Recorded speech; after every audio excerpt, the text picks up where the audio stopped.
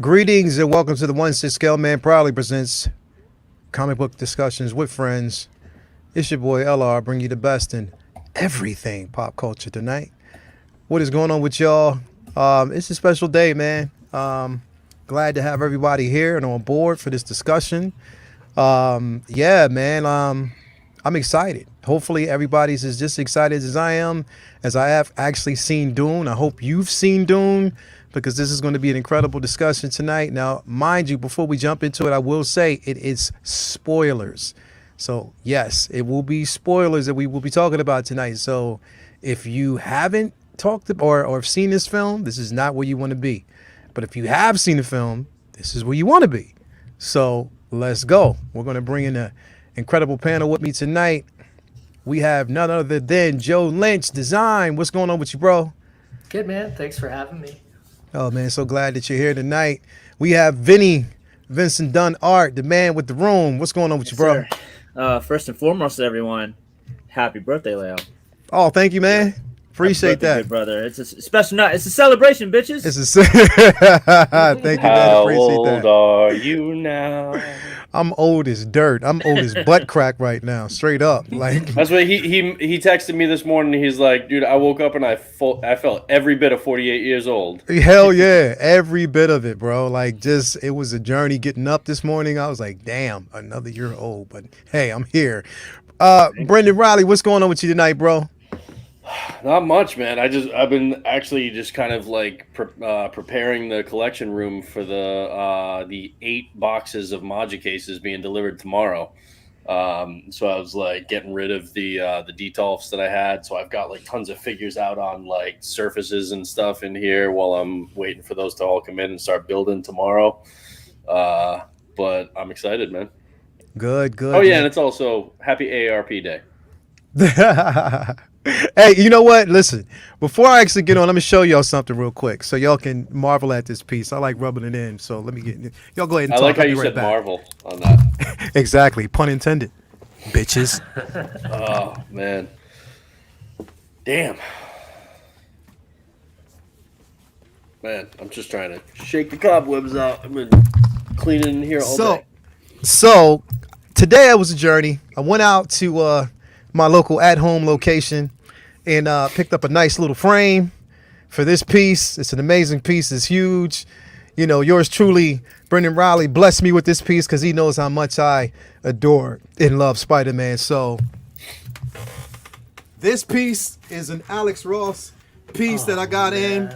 This is huge. I'm just so excited. As you can see, it frames well. It's a big ass piece. It's a nice little surprise that came in last week. So I am so happy. As a matter of fact, I'm gonna keep this right here. Tonight has nothing to do with tonight's discussion, but you know, Spidey's in on it. So anyway, yes, it's a good night. It's a good day. Everybody who wished me happy birthday today, I would like to say thank you very much. I do appreciate it from the bottom of my heart. 48 years old today. 48 years young today. There you go. So First 48. fresh 48, definitely, and I'm feeling good. Hope you guys are feeling good out there, so let's go. Let me actually introduce the chat and address everybody out there. We got Max Geekdom in the building. Thank you for coming through. We got Toe Bar in the building. Thank you. Damon Zapp is in the building. Louis Lebitz, William Owen, single songwriter. My man, my Mello's in the building. We got Linda in the building. So glad to have you here tonight. We got here, Saya Dream is in the building. Big Collector, always a pleasure to have you here. Damon Zapp. We got Collecting Weekly, my man. Hey, we gotta talk about this. Hopefully, man. Like, yeah. If you want me to send you a link, let me know because yes, we need to talk about this Dune tonight. This will not be the only stream about Dune. Hell no, it's not going to be the only stream about Dune, but we're going to get into it. Definitely, we will. We got my man Malachi Mabane in the building. Thank you for stopping through. You know him. And you love him. Bob Dylan is in the building with a $2 super chat before Lynch does it. Happy birthday. You know, Lynch, they already know, you know how Lynch is. We got DK in the building. Let's see who else we got. Chess Verdon is in the building. We got Josh Baker in the building. Oh, nice little $5 super chat from Malachi Mabane. Peace and love. Thank you very much for that, man. Funky Cole Santa is in the building. Thank you for the happy birthday wish. We got RMD Collective in the building. Thank you so much for that. Let's see here, Max Geekdom. We got KG the Collector, KG Chalamet. Yo, KG man, where you at, bro? Like you should be. How is he not on this stream? Why are at you, night? KG? Where you at, bro? If you're trying to jump in, as a matter of fact, let me know if you're trying to jump in because we need to discuss this Doom, but only if you've seen it. So let me know if you've seen it, KG. We will get you in on it tonight if you ready to. If you wanted to go down, you know how to reach me, man. Maybe he's one of those actors who doesn't like to watch his own work. Yeah, he may Maybe not want to never watch his actually own watched any of thing. his own movies. KG Chalamet, we know how he goes. He gets down. We got who else we got in here? Man, we got Doc Smizzle in the building. Toya always says every time she sees Doc Smizzle, she want to go Doc Smizzle. My man is in the building. Who else we got here? Josh Baker. Let me see. We said that KG is here. Man, yeah, I think we just basically covered everybody so far until we see everybody else comes through. Emotionally unstable. He says, hell. Thank you for coming through, man. So yes, great times, great times. Yeah, so if all of you don't know already, oh man, we got a couple more super chats coming through here. Wait a minute. We got Nick Stevens who said, happy birthday. Thank you so much with the $5 super chat. We got Philip the Fool, $4.99. Happy birthday. Thank you very much for that, man. I do appreciate that. Damn, we got Chess Bird in the building. Happy birthday, man. Thank you very much for that. Do appreciate it. Hey, all, we got Luminara 843 is in the building. Thank you very much for that. And here's my baby. Toya is in the building. Thank you. She gave me such an amazing birthday. She's the one who actually bought the camera. So, you know, I got to give her some shout outs and some love. You know, she always showing love. So thanks everybody for coming through. It's a lovely evening. And yes, the discussion, whether you know it or not, is Dune. We are going to be discussing Dune tonight. Yo, if you haven't seen it, go see it. And you know what? Listen, I recommend that you go see it first on the biggest screen that you can actually see it on. Embellish the sound because the sound quality of this film is bar none. I mean, the score of this movie is simply incredible. Shout out Hans Zimmer. Hans Zimmer kills it every time. I mean, seriously. Like I was so happy to see. You know what? Put it this way, bro. I'm just gonna start by saying, if you want representation and you want something that is true to form, if you're looking for Dune at its finest, Denis Villeneuve killed this film. Like literally killed this film. Like, I mean, the best representation of every character, and it was just like I was looking at the book. Now, mind you, it is basically the intro. So this is just the first. So it is the intro, Act 1. And I didn't expect to see everything because there was only so much that you can mash in this film. So before we jump into the meat of everything, I'm going to just go around the panel real quick and I'm going to ask everybody a simple question. Joe. What's up? Part 2? We're going to get part 2? We better get part 2. Or I'm going to be pissed. Right? Vinny, are we getting part 2? Oh man, that's the question, right? Because who trusts Warner Brothers at this point? It's like, you know, it's hard to trust them. Yeah. And I love the balls of putting part 1 at the beginning to kind of like bully them into, you know, Lucas did that shit with episode 4 to try to get fans to say, all right, where's more? And that's kind of similar strategy there. When everyone sees this movie, they're all going to want part 2. The issue is how much the HBO Max dual release hurt it. Yeah, I don't know how. I'm too ignorant of how the streaming numbers work to know how many people watching it via stream versus going to the theater will affect them, the bottom line to result in future. We know how regular movies work. If a movie does well enough in the box office, it's going to get a sequel, going to get a franchise. If everyone's on board with it, but if everyone streams it instead, the streaming is not there for no reason. It's there to make money too, but I don't know how that works. I know that there's a whole formula to how much money you make via streams with music. I'm not sure how that works with film.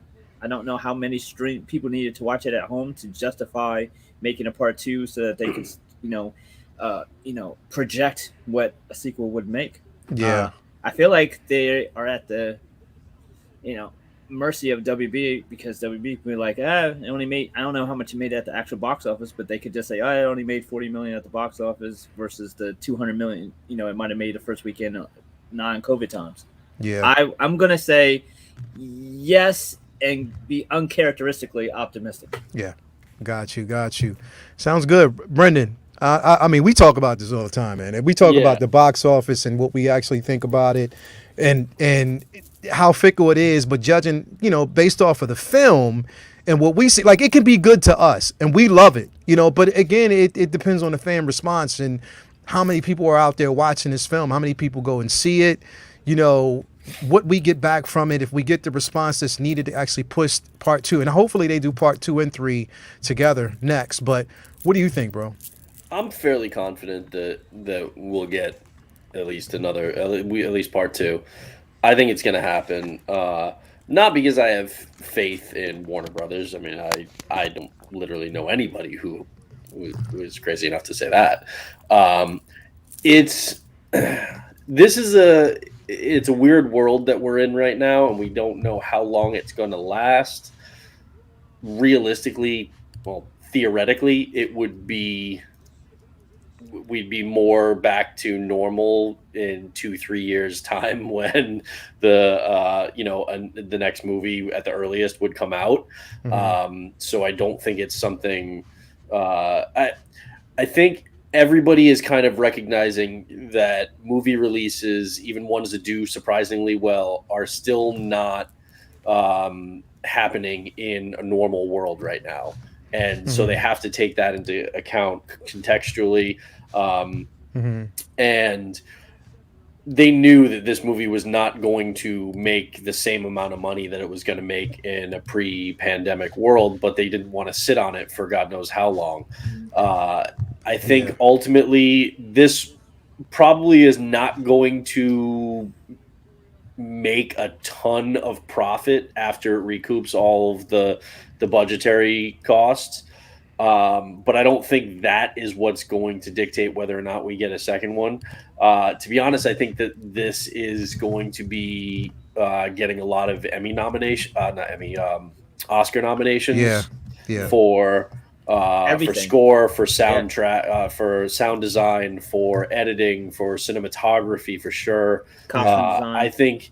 And I think it's going to be a critical darling. I've heard nothing but positive fan reactions so far, and I think that Warner Brothers is going to hang their hat on the critical success and the nominations that this is bound to get, and use that as a justification for we keep rolling with that into normal theater openings, once again in a couple of years when this next movie is ready, and give it at least that second part. I'm not saying it guarantees like a third if they decide to split it up in that fashion, but I do think that we at least get the next one because the movie was so well executed and has been so well received. And it's one of those things where they save money on. They already have all the sets and costumes and everything like that. Right, and so if they have good viewership numbers on HBO Max, which I'm sure they do, then that combined with a solid box office, obviously not what it otherwise would have had, but a solid box office. And also, you got to look at some of the cast members that they have. Obviously, you've got established people like Josh Brolin and stuff like that. And you had Jason Momoa in this one and stuff. But you've got two on-the-rise stars. Definitely, I mean, Zendaya already was, but like she's on the come up. But now, dude, this Chalamet kid, I'm telling you, this kid's career is about to take off like a rocket. And that star power is going to factor in to everything else that I just said. And so I think that's going to combine, and I think we will, based on those factors, get a part two. Where it goes from there, I don't know. How long it takes them to make a part two. What the budget is, if they maybe try and rein the budget in a little bit to justify it, I don't know. But I do think we get a second one. Yeah, Yeah, and you know what? Single songwriter brings up something very interesting because I've said this before. Sometimes, he says, sometimes I've noticed if critics say something is bad, it's usually good. And if a critic says it's good, it's probably bad. Just an observation. No, that's true. It all depends on the critics that you're paying attention to. Like that's true because there's a lot of critics that will, downplay a certain film because they look for a certain level of enjoyment. But once we see it, because I think last I checked, it had an audience rating of like 93%. Or something like that. So that means that, based off of our audience response and people who have actually seen it. Now, this is based off of people who have actually seen it in theaters. You know what I mean? That's the audience rating that they're going for. Not so much, anyone who's actually seen it, because we still haven't gotten that yet. And that's the thing is, like, I think they need to really develop a scale for people who have actually watched it. Streaming at home, stuff like that.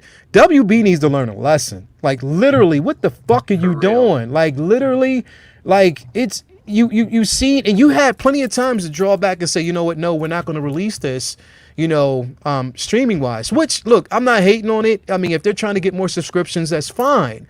But when you have like a big tentpole film like this is huge. In the movie, bro, I have never in my life been emotionally involved in a film of this magnitude and been so drawn in by cinematography, sound, score, just the act. Bro, this to me, I mean, literally, like, and especially anytime my girl is like, yo, so much into it that she wants to actually go to a theater and watch this as many times as she can to just soak in everything. Like, that says a lot. And if she's doing that, just imagine how many other people, pretty much feel the same way about this film. It was phenomenal, bro. Like, just the acting across the board, like I said off camera. Listen, if you haven't seen this film, you want to actually go see it in the biggest theater. And I'm telling you, Rebecca fucking Ferguson is phenomenal in this film. And I can't say it enough. I said it on Robert Meyer's show. I'll say it anywhere. She was phenomenal. The chemistry between her and Chalamet is incredible. Like, literally, you would honestly believe that it is mother and son. That's how phenomenal it actually is. Just her love for her son, just I can't say it enough. Like, I'm really just over the moon. Hopefully, please, now let's put our fingers. Everybody put your fingers up right now, bro. Put your fingers up like this, because I'm about to bring somebody in. Hopefully we don't get it doesn't fuck up. Oh, you're about to bring in Jedi Kid. Oh, hey, yo, you there? You good? I'm here. I hear you. I hear y'all. What is up? Jedi Kid is in the building. Thank God he didn't move. He's been in the same spot since last week. I'm here. I did not move since last week. Bro. I'm here. Food delivery. Yeah, straight up food delivery. So, yo, bro, we asked a question before you actually came on. So I'm going to ask you while we actually got a chance before we move on. Yeah, what up? You've seen Dune. I've seen your responses. You loved it too, just like we did. My question to you is, knowing that the track record that we have with WB, do we get a second one? I'm scared, yo. I'm scared that they're gonna mess something up with Dune, man. It was too perfect for them. Right.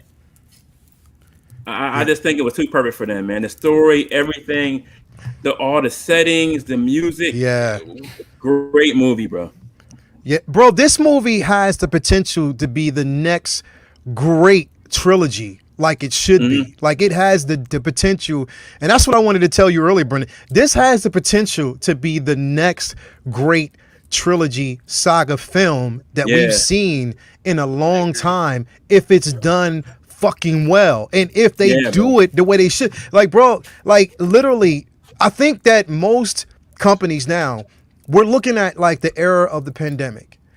You have to look at it and understand that, okay, cool. In the era of pandemic right now, you're not going to get those big billion-dollar films for a while. Yeah. It's going to be a long time. I would probably say the only film right now that has a chance of getting a draw like that is going to be No Way Home. And that's because when it comes out, so that probably has the only chance of possibly reaching that $1 billion, type of situation. But other than that, you're not looking like you can't actually have those projections and expectations right now. You have to have the expectations to have a great and amazing film. So knowing how the response has been for this, because a lot of people slept on it, and I'm not gonna lie, even me, Dude, I did, bro. so I good, slept on bro. it, but it is amazing. I've seen it now 6 times. You know Yeah, what I bro. mean? So that's how much I loved this film. You know what I mean? Joe, what was your like when you actually sat down and watched this film? Did it meet your expectations? Did it reach it? Did you feel like you were just like brought into this film? There's a few things. So when that low end hits at the beginning during the quote and the Yeah. narration, Yes. it reminded me of when I was a kid and I had two 15s in the back Mm-hmm. of my extended cab, and I could feel the bass through my gut, Yeah. and Mm-hmm. it affected me. And then that shot of the wide shot of Duncan's ship banking around before he Oh, lands, and Yeah. then I was yeah. like looking at the cinematography, the sound design, Mm-hmm. and how everything was coming together. I knew I was in for something special, Mm-hmm. because Yeah. you realize that the sound design was very much a front runner of a character, just like the characters themselves. Yeah. Yeah. And the cinematography in it was so epic and wide and beautiful that I just knew, and it didn't disappoint me. I mean, but I've watched everything. So I watched a mini series. Yeah. I watched, Mm-hmm. the original. Like, there's stuff that I wanted to get more out of, like the political and the that side of it, between Mm-hmm. the houses. But I already knew that from the miniseries and stuff. So Yeah. the fact that it was just subtly in there, I was Mm-hmm. fine with. But everything else was just amazing. And Rebecca Ferguson was on Yes. another level, just like you said. Oh my God. Um, the subtle symbolism in this movie, like talking about his grandfather and the bull, and Yeah. Yeah. how that played a part in everything, but it was Mm-hmm. subtly in the background, right? Yeah. Or when Paul is leaving and he knows he's going to go to Arrakis, and he Yeah. puts his hand in the Yeah. water, and he's looking at the sunset going into the Mm-hmm. ocean. Yeah. And then when he gets to Arrakis and he puts his hand in the sand, like just a subtle The symbolism. subtle nuances. Yeah. Exactly. It was beautiful. Yeah. So impressed. Stuff. Brendan, because I knew we talked about it briefly on Friday during the challenge, which, if you notice, the name down there does say reigning champion. Thank you for everybody who tuned in. I am the reigning, That was the a reigning, the reigning champion, pole This champion for boy. right now. Until you take my crown, This yes, boy. I am the reigning. No, I'm just playing. It was fun. It was amazing. I had a headache, but it was still fun. But Brendan, because I know basically we talked about sound, and yes, baby, I'm gonna take you, Skylar. Your father is taking you go to see it this weekend, so Yo, stick with so me. We'll good. we'll actually probably go Sunday if you want to go see it. We'll all go see it. So Sunday, just bank on me. You and Toya are going to actually see it. So definitely. But yeah, Brendan, we talked about it, and I know you said that there were certain scenes that the sound was overwhelming for you. I want you to get into that in a little bit, but just mainly tell me like your overall feeling when you saw the film, and did it meet your expectations in a sense, bro? It did. It did. And the thing is, I understand why people would go into a movie like this with tempered expectations. Yeah. Mm-hmm. Because this is a very hard story to do well. Yeah, it is, bro. And that's where agree. the filmmaking team on this has to be given credit, because Yeah. this could easily be one of those movies that you just cringe through. Oh yeah. Okay? There are a lot of ways to screw this up. Mm-hmm. And they just sidestepped landmine after landmine, Mm-hmm. And did such a great job with this. Mhm. And given the talent that they have on this, not just in front of the camera with the cast, Yes. and the source material. But I mean, Denny is he's such a good director. And then one of my personal favorite cinematographers working today, Greg Fraser. Yeah. He was the cinematographer on Rogue One, which is my all-time favorite Star Wars movie. Yeah. You can see it. He's the cinematographer on the Mandalorian series on Disney Plus. He's a boss. Yeah. And he, in an interview, he had said that he doesn't take on jobs that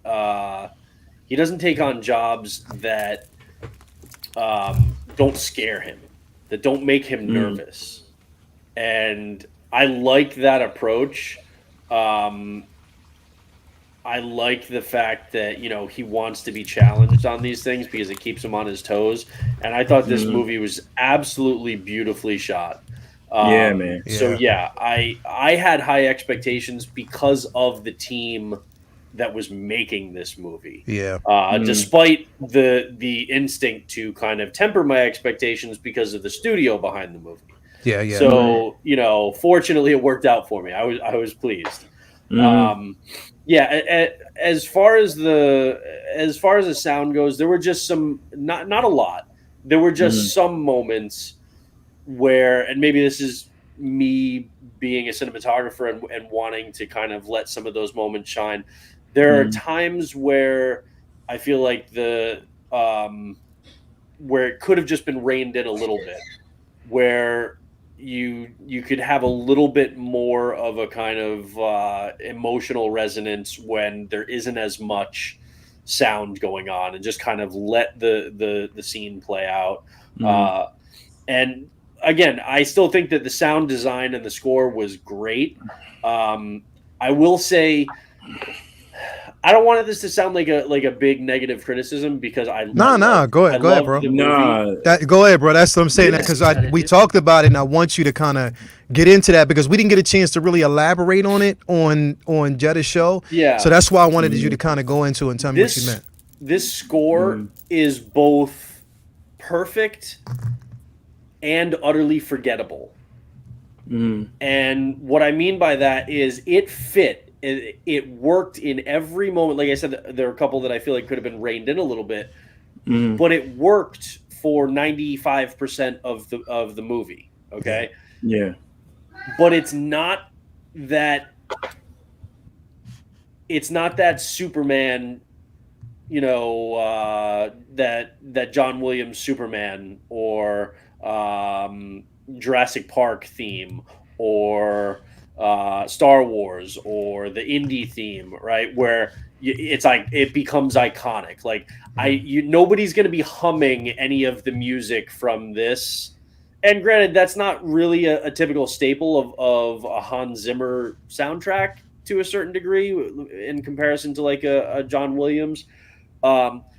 But this isn't really kind of a thing where it's like you isolate like a specific track and like you listen to that in your car or at your house or like at the gym, or like it's not like an iconic, like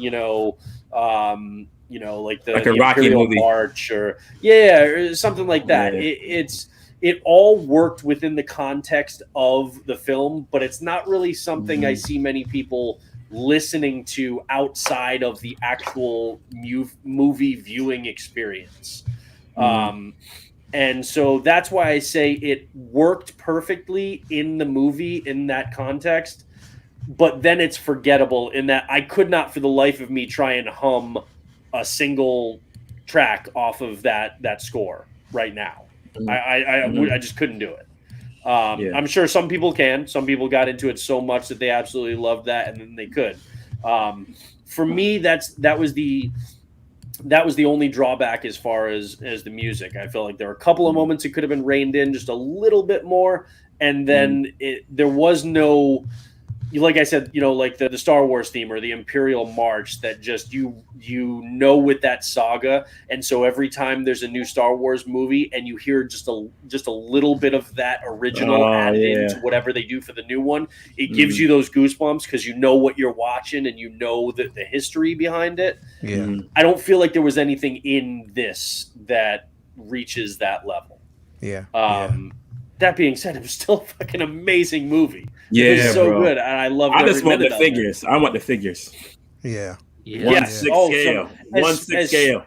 Right, especially toward the end, especially in the breather suits, man. Those getting some, and I don't know if that's really going to happen because Hot Toys typically doesn't show a ton of love to the Warner Brothers properties because that's all DC and stuff. Even though they just upped some new licenses, I don't know if Dune is one. I think we'll see figures, but I think it's going to be third party. I don't think that that they're going to be doing figures from this. I think we'll get figures. Well, not figures necessarily. I think we'll at least get, because Howard Chan loves Johnny. He loves Keanu Reeves. I think we'll get stuff from the new Matrix movie, but I don't think we're going to get anything from this. Not from Hot Toys. I bet you some good statue companies will make. Oh yeah. Well, oh yeah, sure. yeah. Definitely. And that will be expensive. Definitely. Vinny. And thanks, Bernie, because that was the biggest thing that I needed to understand what you were talking about. And that's really a good synopsis, because as great as the score was, I feel you. Like, I loved it. Don't get me wrong. I loved the score, but we know that there's a possibility. And no, there's not even a possibility. I know that in the next entry, they're going to change it up again, which will cause us to kind of forget, unless you have the film. I'm going to get and I'm telling you right now, physical media, I'm getting this on DVD. I'm getting this day one. Yeah. I'm getting the steel box. I will have this. That's how much I loved it. But Vinny, you, man, how did you? And here, and the thing is, because again, once you mark down the date that we can actually all come over the crib and listen to this at the house, and Vinny has an amazing sound system. Trust me, like amazing surround sound and quality. It's like being in a damn theater, like literally being in a damn theater. That's how amazing it is. So he took time to get this. But anyway, what did you feel like? Did this actually temper your expectations, or did it exceed your expectations? What do you think, bro? Well, confession, Dune is a geek blind spot for me. I have never read any of the books, and I've only I think the first film I tried to watch when I was like in my late teens or early 20s, and I got distracted and never finished it. I just couldn't get into it, and it's one of those films that's like, I know I'm supposed to love this, I got to give it another shot one of these days, and it just never happened. And then when they announced that they were making this one again, I was just like, okay, I don't remember loving the first one. I got to go back and check that out. And then it never did. Then this comes out, and I almost kind of like forgot about it this year with so much going on with the pandemic, and movies are so fucking weird now. So like I have forgot about this damn thing coming out. Then I was like, oh yeah, Dune's coming out this weekend. Let me check it out. And I figured from not watching trailers, I just seen stills, and I was like, I'm probably gonna love the audio. I'm probably gonna love the eye candy. So let's check it out. So I'm watching it with my girl the other night, and we were just entranced for 2.5 hours of like what is by far and away the movie of the year for me. And not knowing much about the Dune lore, every new group of people that walked on this screen were just absolutely captivating, and I couldn't wait to like dive into probably what is eons of backstory for every single group of people, like from the witches to the shield technology to every single like different thing was like, this is fucking amazing, this is fucking amazing. And what I love is the world building in this film never once treated me like a child and held my hand to explain every little thing to me, and it let you not know shit, and I appreciated that. Like there's so many books and other media to dig in if you want to spend hours researching the lore of something. I love that they didn't spend too much time on any one thing. They were like, you'll figure it out, if not, oh well. Like, keep up, motherfucker. Like, there's so much to tell. We don't got time. We don't got time to sit here for 5 hours. We got to keep it moving. Right. You didn't know what to expect. No. It just kept every like, and it was like relentless in a good way. Like the pacing was impeccable. There was no part of this film that seemed slow, but yet at the same time, I feel like every scene got to breathe. you know how difficult that is? That's fucking impossible. Yeah. It's like every scene got to like flesh out, but yeah, at the same time, it was fast paced. Obviously, we talked about the score. The score is phenomenal. Here, Hans Zimmer. Leo, here, just when she used the voice here, when he that was so I dope. swear, it felt like somebody was fucking kicking down a house. It was ridiculous. But make it even more so is like it wasn't long drawn out. It was like a sharp burst of the voice. And it just felt like somebody kicked the back of the couch. It's fucking phenomenal. I loved. The cast was incredible. Brolin is amazing. God, I wish I would have got a Brolin Batman. It made every time I see this motherfucker in the Brolin, like I just always that's like the one that got away. Oscar Isaac was phenomenal. Ferguson was made. Everybody in this film like went in there like it was going to be the last time they were behind a camera. Everybody put 100% into a film that, like you said, it was probably felt like it didn't get the hype going into it deserved, but you could tell that they thought that. You could tell that they thought that this was going to be the biggest role of their lives. Everybody was feeling it. Of course, phenomenal. The costumes, the set pieces, every single box in this film, I feel like it was just like checked all the way down. Like I'm watching it thinking, I don't like thinking like this, but I'm thinking like, yo, like they're gonna win every fucking Oscar there is to win. This is every single like it's like who could compete with this? Everything was like it's like it was made for the Oscars and for the fans at the same time, and that's also very difficult. But I think one of the like tropes of a film like this is usually you have these big ensemble casts, you have all this crazy stuff going on, then you usually have this like nobody kid, right? And usually the kid sucks. And you feel like, I don't want to see this stupid kid. Bring me more Momoa. Bring me more Isaac. Bring me more Brolin, right? But Shyamalan was incredible. He killed it. He was phenomenal. He was like this generation's Luke. He was that's awesome. He was so charismatic. He was so phenomenal. I loved him. I felt like if they had spent more time even with him without like him playing off of people, which he didn't even really get to play off of people other than Oscar, right? And he like talk about like breakout fucking star. Yo, I could go on and on about this film. I can't wait to see it a dozen more times. I can't wait to see it. My first thought was, I can't just watch this on HBO Max for free. I went and bought 2 tickets right then and there that night. And just to support it. Exactly. Like I bought 2 tickets for that night, even though I wasn't able to go to the theater because I was watching it at home. And then I'm gonna still try to go to the theaters and see it. Like this has to be supported. The community, I'm sure, is like already behind this, but I feel like there's no amount of hyperbole to this film that is excessive. It's phenomenal.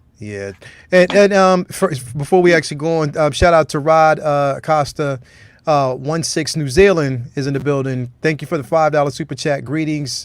This great panel and happy birthday, Lael. Watched Dune 8 times already. Yes, bro. That's what I'm talking about. Shout out to my man KG Chalamet, bro. You did a phenomenal fucking job, bro. You killed it in this film, bro. Thank you for the tickets too. My man KG Chalamet came through in the clutch. He delivered. We don't have to ask you for tickets no more, bro. Thank you so much. You killed it, KG Chalamet, man. Thank you for being on here. But before we get you, because I want you to hold your thoughts. I don't want to miss over Jedi Kid, but I'm just saving you for last because I want you to tell us how you felt watching yourself on screen. KG Chalamet. So amazing, bro. It was phenomenal. You were so. I'm looking at it, it's like, yo, that's KG the entire time. They popped in like, yo, I'm here. Yeah, that's KG the entire time. KG Chalamet. But Jedi Kid, bro. What did this again? I'm gonna ask you the same question. Did it temper your expectations or did it exceed your expectations when you saw this film? What you think, bro? Bro, it exceeded everything, man, with me, bro. I'm a tech guy too. So and then being in the military, flying on Black Hawks or gear, everything, to see the what was it, the bug copters, bro, like Dragonfly. Yo, I was like, yo, if he would have had that in Iraq, it'd have been even more of a problem for them, bro. The way they moved through the storm and everything else, to the set, I was like, oh my god, I would love to fly in one of those things, man. And then the parts where they are repelled down into the desert people's caverns. Yeah. That's straight out of the Into book. the Fremen. What we do with Yeah. aerosol, bro. That's Yeah. aerosol 101, bro. I'm Yeah. like, yo, these dudes and the gear from the House of Atreides, yo, Yeah. all their gear. I was like, I needed that in the desert. I needed that. Wow. I was sucked in, man. Like just with the tech and all the gear and the vehicles, man. Yes. I mean, this movie could do no wrong for me. I haven't had a flawless movie. I might have had one or two things, but I haven't had a flawless movie that I had no complaints on, especially coming from WB in a long time. It feels good. It's been a minute. It's been bro. It felt Too so long. good to watch it. It felt so good to see my man on screen and say, you know what? I know that guy. He's been on my Word, stream. dude. I know that guy. I know him and he killed it. What's going on, KG? Tell me you went to Wow. see yourself on screen. Tell me how you felt about it. Did Movie it temper your star! expectations? Movie star KG Chalamet in a mother building. Tell me how you felt about this film. Tell me how you really feel about it, bro. Let's go. Well, first off, I just want to say thank you for having me, and also happy birthday, Leo. No doubt. No doubt. You see how smooth we come in, bro? This is Boy, like hitting a all cameo. angles, bro. That's smooth. We all wanna smooth. thank We you, coming all Leo. smooth. Look at Thank you for Pop having your me collar on. up, Happy bro. birthday, Leo. Pop your collar up, bro. I'm just here being calm, and Leo's like, I'm just like, yeah, It's no, like a honestly, cameo video. I've watched this film at least 3 times now, Yeah. and it's really good. I know nothing about Dune, nothing, and watching this film was amazing, and it gets better and better. And I hope we get a part 2. They stopped at it out of nowhere, where I'm just like, wait, this cannot be the end. There's more to unpack. So I'm hoping, second one comes, and I think, Leo, you have read the books, and there's more Yes. to the story. Yes, there is. right? There's Oh, a lot more. more. A lot. And I hope we get to see more from this director and also these characters, especially me, in the story. Yeah. And yeah, I love the mom and son bonding in this film. I think Yes. that was the best part. In my Yes, it opinion. was. Yes, it was. And yeah, I just love Timothée Chalamet. I love his acting in the film. And, I love this film, man. What can I tell you? Are we doing ratings yet, or are we gonna leave that towards the end? We're gonna leave that mainly towards the end. Because what I want to. Yeah. Yeah, but- because when you it was honestly, this whole movie, 2.5 hours, felt great. I felt like Yes. nothing was. yes. I felt like I had room to breathe over the Yes. course of the film. Yes. I was always entertained all the way through, and I'm glad Yeah. I watched it. It's a great film, and I recommend everybody else to watch the film if you haven't yet. Yeah. Just the character bonding between the son and the mother is something that I really enjoy throughout the film as well. It's gonna be all yeah. acting all modest. Come on, man. You killed that film, bro. I'm just so Bro. glad and proud of you, bro. So proud that I got my tickets and I don't have to ask you. We don't have to talk no more. So yes, it was incredible, bro. I love it. Now we can talk about part 2 every week. Yeah, exactly. We can talk And about those Bro. Death Watch Mandos. that you- exactly. So This what I'm is gonna a move on. perfect movie. It was. So now I'm going to actually go through different characters that I think stood out, and it's hard to pick because pretty much I think all of them did their just due. For me, I'm just going to start off the top. Who I say was my MVP of the film, Rebecca Ferguson, bro. Like literally, Yeah. the scene that sold me, that literally sold me, is when he had to visit the Bene Gesserit. Yeah, They were actually in the room. I knew you were gonna say that. Bro, she sent him in that room. And the shivering and the fear was like, bro, I was literally, my eyes were watering with tears, bro, because I'm like, yo, I've watched so many films, bro. You can ask. I've watched so many films, bro, and I'm so vested in these characters, and I'm vested in character portrayal. I'm vested in basically how well you were able to bring the character to life, let it breathe on camera. You're not trying too hard, and you just give it so much substance, bro. She gave it so much substance to me that I felt her fear. I felt what she was feeling. Hearing your child in another room screaming while you're sitting out there like, and you're trying to temper your own fear. Like, Joe, bro, like, I mean, literally, like, when I saw this, I've seen it so many times, I would rewind, even here, I was going back just to see her scene, because she was so, and on top of that, the voice, even at the table when she told him to use the voice. You know what I mean? Like, she told him, and then once he did it, he's looking at it to get, like, her approval. She's like, pretty good. You know what I mean? Like, pretty, you know what I mean? I loved it, bro. And she just kept saying, find your tone. But, bro, she was a boss. And then on top of this, bro, she's probably one of the fastest women I've seen on camera. She can run. Oh, like, she can literally, run. she can run. Bro, she hawked him. Yo, it was such, bro, I mean, literally, it was such a phenomenal scene. Joe, what did you think about her portrayal in this film, man? So Rebecca Ferguson in this movie was pretty amazing because you believed that she actually was Paul's mother. Yeah. Mm-hmm. They had a connection, and there was acting within eye contact. Yeah. Communication there that you actually felt, like, between a mother and son. Yes.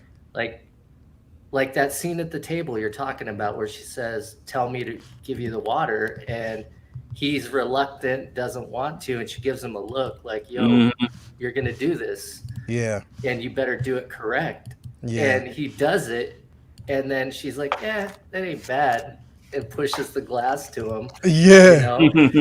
But that's something that mothers do, you know. That's something that they would do, and it was totally believable. And and like the scene that you were talking about where she's outside the room, Paul is screaming, and she's losing her shit, but then she's, you know, saying prayer, and she's calming herself not to overreact, and she's using her training where she told Paul to use all of his training when he went in.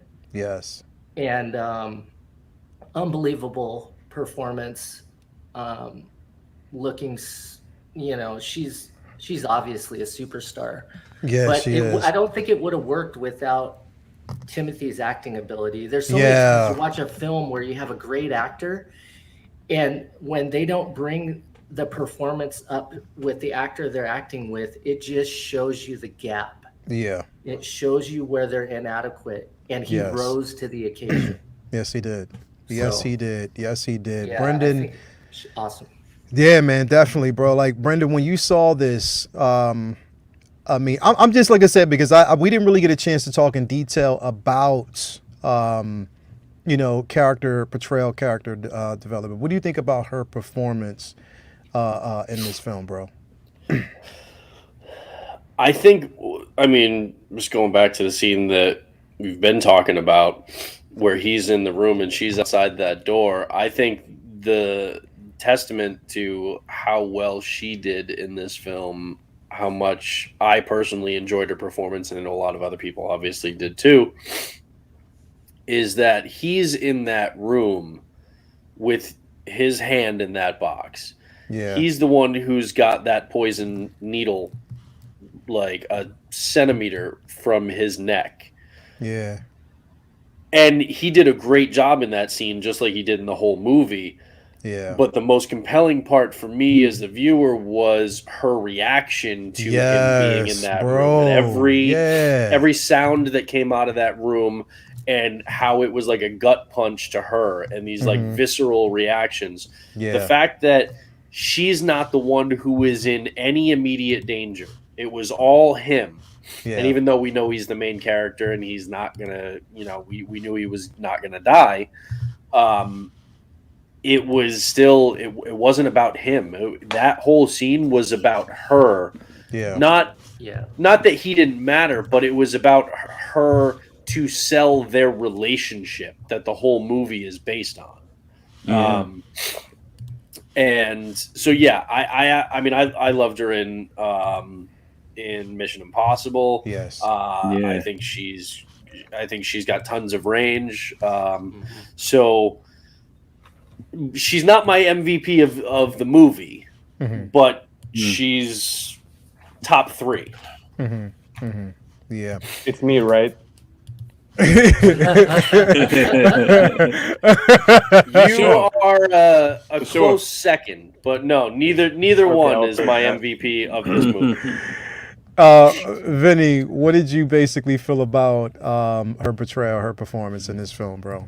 So earlier when I was telling you about how they didn't really hold my hand through the movie, I feel like there was a lot of storytelling in this movie that was done through symbolism and subtlety. And I feel like instead of taking 20 minutes, half an hour to explain the, I'm a butcher it, the Bene Gesserit. Bene Gesserit, yeah. Bene Gesserit. Instead of spending time explaining how dangerous they are, they showed how scared she was. Yeah. Of them even talking to him. Yeah. So that explained so much right there that, and then through their conversation afterwards, you know, it's her fault. Like she put him into that world. She could have not trained him at all, and none of this would have even happened to him. And so I love that duality that, you know, she's training him for something. If she didn't do it properly, it could cost him his life. And if she hadn't trained him, he could be dead anyways. And she told all that through crying outside of a door. Yeah. It's phenomenal. I mean, it's what the director needed from her to save storytelling time. And we see that throughout the film with their relationship with each other, from the sign language to the shorthand. And I think that's one of the most missed opportunities in film is shorthand in relationships between people who are friends or family members, because very often we see two people on screen act like, you know, stiff, like they don't really know each other. And real life relationships, there's shorthand, there's like, you know, cues, there's things between two people that know each other that cut out a lot of dialogue time. And this whole film was in just you know, went through so many lengths to cut out dialogue time and get to the point and skip over things. So I feel like it did a great job of, you know, the shorthand between them. You could tell that they had chemistry and a relationship between each other. Very much so. She clearly, his father had an amazing relationship with him, and he benefited from his mom teaching him also. And I think that one of the coolest lines in the film was, you know, you have two birthrights. So just as much as he had to learn the political birthright and the things that were expected of him with his father being the leader, he also had this whole other birthright of powers that he had to learn from his mom. So it created a bond with both of his parents. And as we all know, with tropes of, you know, protagonists, usually you don't even have one, let alone two different parents training you and teaching you. And I feel like that is one of the reasons why he's such a well-rounded character, is because he had two parents who loved him, respected him, and taught him shit. And which is why he's kind of ready for what is going on to him in this movie. Yeah, definitely, man. Like, well said. Jedi Kid, again, you know, witnessing, and the thing is, it's like being a parent. Yeah, man. And one of the biggest things is being a parent. Like, I fear when my daughter walks outside, you know, when she comes to visit me, every and day. She's been at the house, and she goes and she's on her way home. She's driving home, whether she's at work or she's driving home. I fear that, bro. Like, I can feel it in me. Like, I'm like, please protect my child. You know what I mean? Just and imagine how a mother. And the thing is, it's, you know, it's the connective tissue with a father to a daughter is just as powerful as the connective tissue from a mother to a son. So imagine a mother and a son in general. So basically just imagine how she was feeling in that. And, you know, like let me scroll up here earlier, because I think he said it best. I was reading it. Let me actually find it real quick. Let me see. Did I skip over it? No, I think it's about her eyes. Down. Yeah, he said it was. He said basically she has. Here it is. He said Rebecca Ferguson knows how to say a lot with just using her eyes and minimal facial expression. That's the mark of a good actor. Yes, exactly right. Like, she says so much with just her eyes, bro. Her eyes tells you a story of pain, bro. revenge, happiness, everything, bro. So how did you like interpret her performance, man? For them not to be actually related, I didn't see that in the film. Like when he had his hand in the box and she heard him screaming from the other room and couldn't go to him, you could see how helpless she felt. How it was just gut wrenching for her to hear him screaming in the other side of the wall and she couldn't get to him. And it's like, wow, that connection between mother and son, she killed that, man. Like they deserve Academy Awards all around for this movie, man, because I felt every emotion as a parent. I couldn't imagine like my baby on the other side of a wall screaming and hollering, I can't get to it. Oh no, somebody gonna get hurt. I'm gonna get through there some way, somehow. Somebody gonna get hurt. Yeah, exactly. So to hear, I mean, to see her face, dude, she had to say one word. You knew that pain affected her as much as it affected him, and it was worse for her because she couldn't save him. So believable, man. She had her duty as Bene Gesserit. She had a duty. Yes. Like she said. She said you can call the guards. They will never get past your mother. That's just the way it is. Like she had a duty. Not only just to her son, but to the Bene Gesserit. You know, that's something, and that's one of the fear that was not only did she fear the livelihood of her son, but she feared the power, you know, of a union of a group of individuals who taught her, who she studied under. You know what I mean? Right. So yeah, bro, dude, and then the way they talked with all the hand signs and hands, military tactics 101. Like they talk straight up hand signs, everything. I said, wow, this movie, they thought about everything with this film. Phenomenal, man. And killed it. KG Chalamet, like, listen, besides the simple fact that you had to act against this woman, and we'll get into like your acting credibility in this film. We'll get to that later. And it was so pleasant to see how, you know what I mean, you played against your mom. I was so glad to see how you played against your mom. But listen, no, honestly, I'm more interested in hearing about that. But no, honestly, bro, like, I mean, just seeing this, and that's the thing is, bro, Timothy Chalamet, bro, on some, and I'm just being 100%. The boy got some chops, bro. Like literally, he got some chops, bro. Like, where he been? Is he in anything else, bro? He's been in Call Me by Her Name, bro. He's been in so many different films, bro. I mean, Call Me by Your Name. He needs to be Robin. I see Robin, man. I really see him like as a Robin or a Jason Todd. He can, man. If WB puts him in a Batman movie, it's a wrap, bro. It's he a got wrap. Chops. He got perfect chops. fit, dude. He got chops. Yeah. Little Women. He was good in that as well. But KG, like literally, when you seen this film, bro, like and you seen that particular scene, like I said, it just sticks out in so many different ways, especially from acting 101. Yeah, bro. What did you think about it, bro? Yeah, that scene, like I told you, the best parts were him and his mom. And especially that scene alone, like, you know, my mom, when I was a kid, you know, she did not let me go. Like every time I wanted to go out, she's like, nope, you can't go. You can't go. Yeah. And I was like, I want to go. It's like, nope, you can't.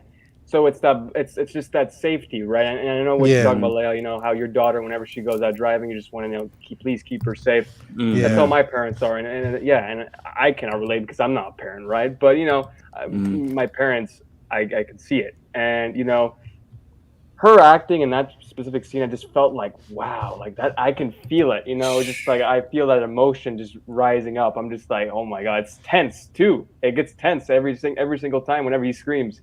So it's like, I mean, honestly, I hope in the second film we get to see the same thing, you know, overdone, because honestly, like that scene and just the chemistry between the mom and you know, and the kid is amazing. Timothy Chalamet was amazing. I thought every single part of the movie, his acting was just phenomenal, and also her as well.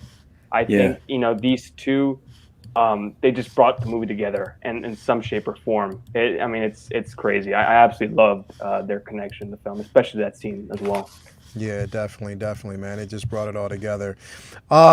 Brings me to Yeah, like I said, I'm just going in order of what I've actually, of these individual characters.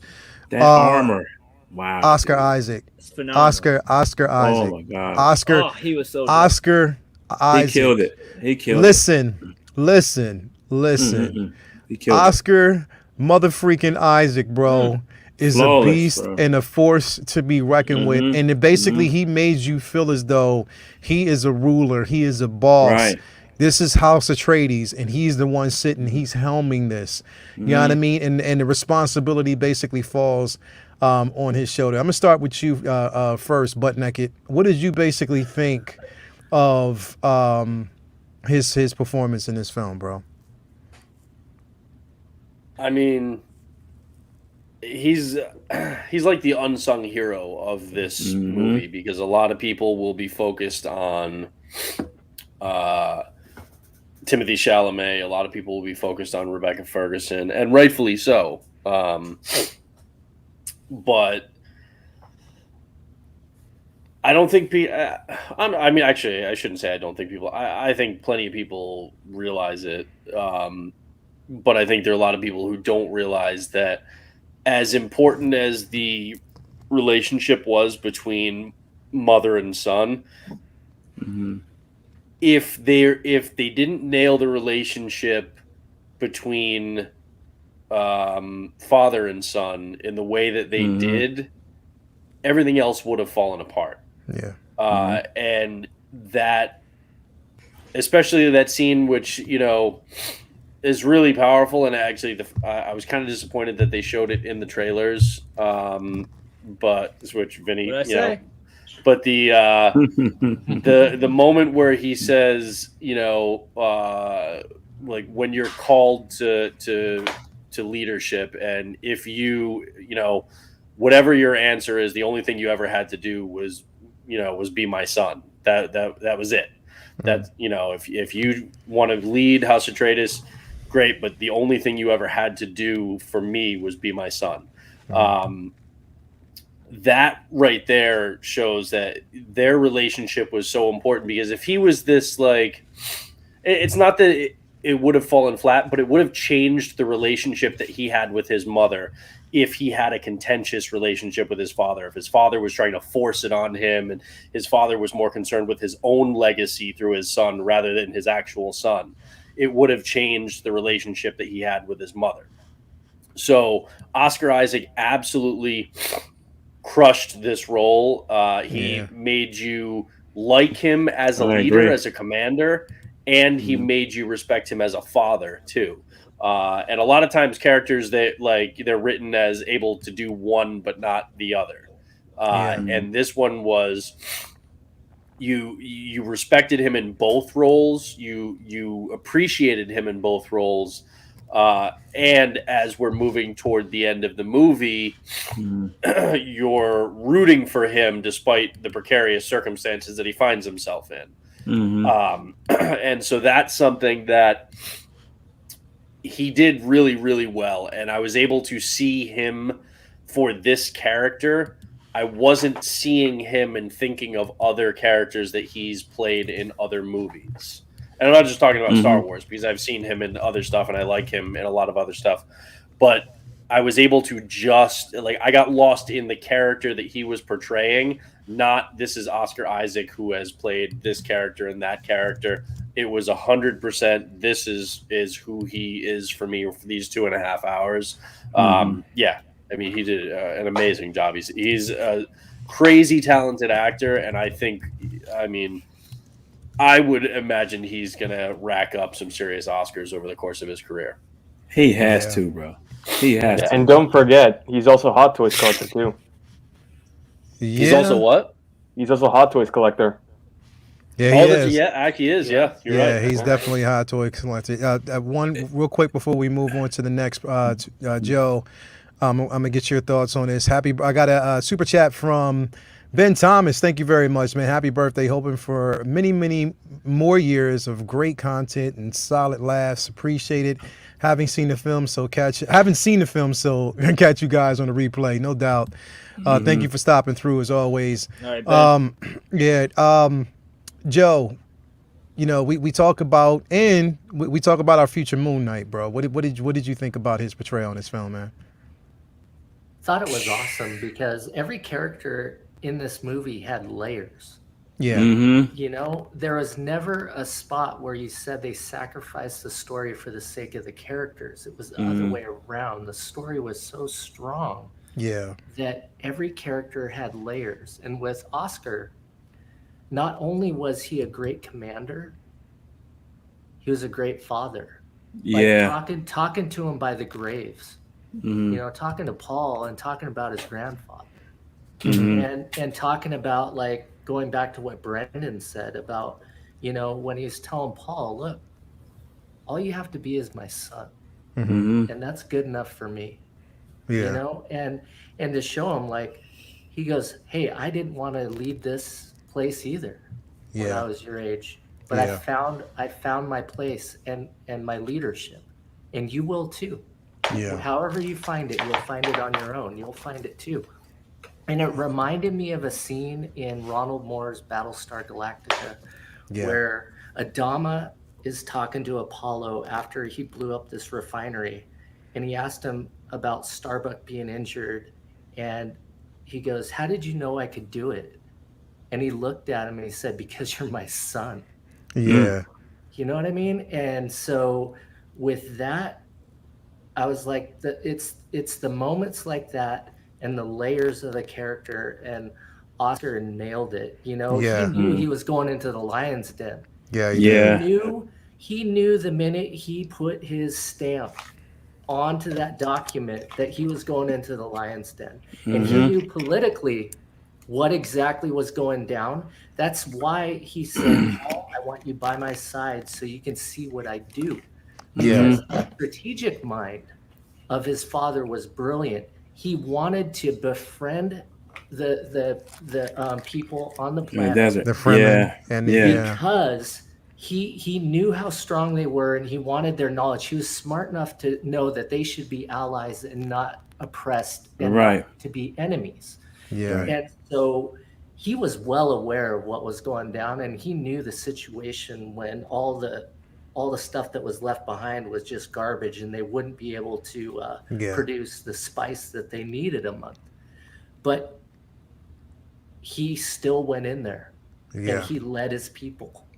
Yeah. So amazing. Definitely. Oscar Isaac killed it. Definitely, he did. You're right. Everything that you said is just spot on. Like, this guy has range, like phenomenal range. Shout out to my boy, best friend Arlo, aka Spirit Child Swanson. Thank you for coming through, man. Glad to see you on board here tonight, bro. Definitely, he's a Dune fan, so he should have got him on to basically see, because he's definitely a Dune fan, a straight up Dune fan. So it'd have been interesting to hear how he felt about the film. Vinny, again, we talk about Oscar Isaac all the time, and we already know how good he is. And someone said good. We didn't get a chance. We get a chance to finally see him outside of, the damage that was. We'll get to that. Christ. But what would you? Star Wars. Exactly. What did you feel about his performance, bro? Well, like I was mentioning before, like his relationship with his mom, it wasn't at the,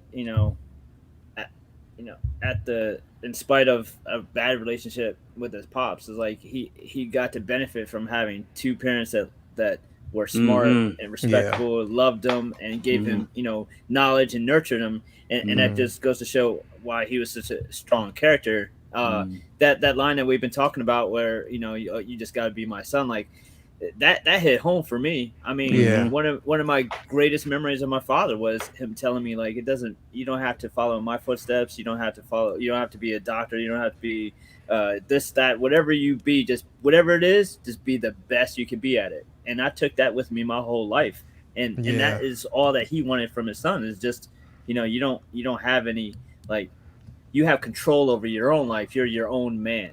And that just all the way through, it was so refreshing, because think about, like, it's almost like that's not possible in films like these to have two parents who love you and want what's best for you and are smart, Right. and nurturing. It's like it's almost like we're meant to believe you can only be a strong protagonist out of misery. Like you have to overcome it, as opposed to teaching that there is a way to benefit from having two parents who want what's best for you. And Right. Oscar Isaac was phenomenal as multifaceted man. Yeah.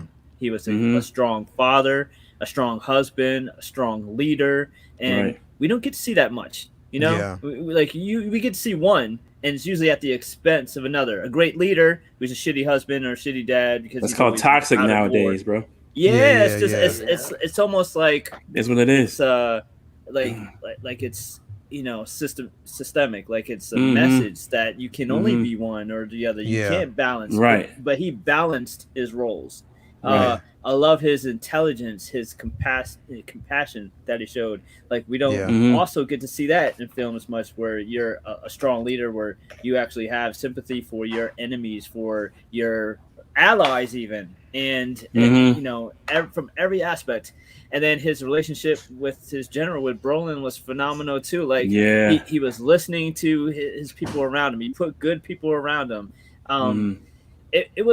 It was really cool to see Oscar just kind of like stretch his legs in this role, and it was like incredible. That ending scene where he sat there in that chair just paralyzed, knowing that everything that he cared about was gone, with just a single tear rolling down his cheek. It was just that was deep. Without that saying was deep. the fucking word, it was just that phenomenal. Was deep. Without saying a word. Yeah. And then on top of all that, I'm just that motherfucker's beard. Like it's just that was. Yeah, bro. Damn, Yeah, man. that was clean, boy. bro. That was clean. His beard, everybody was talking about that beard. It was clean. This motherfucker's in the desert. I can't grow it for nothing, bro. He is in the desert with a clean salt and pepper beard, bro. Flawless, like straight bro. up, like no baby Flawless. facial hair there, bro. It was Nothing. all Nothing. man beard, bro. Like it was man beard. Be careful. It was That's toxic. That's toxic. Be careful. that was all man beard. Like that's there's only two people on this panel that got, or three people on this panel that got man beards. I'm trying. Straight up,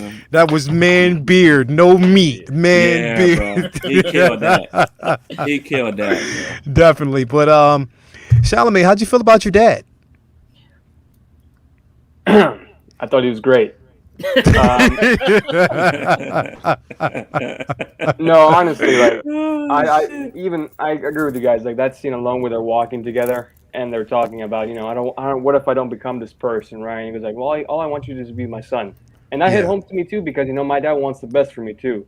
And he goes like, you know what? I don't care what you have to. I don't care what you want to be, doctor or anything. I just want you to succeed in life, and that's it. Yeah. You know. So I can sort of sympathize and empathize with that at the same time. It's great. I love, seeing this. I love seeing this film because there was a lot of connections for me, as for my parents, and and his acting was phenomenal.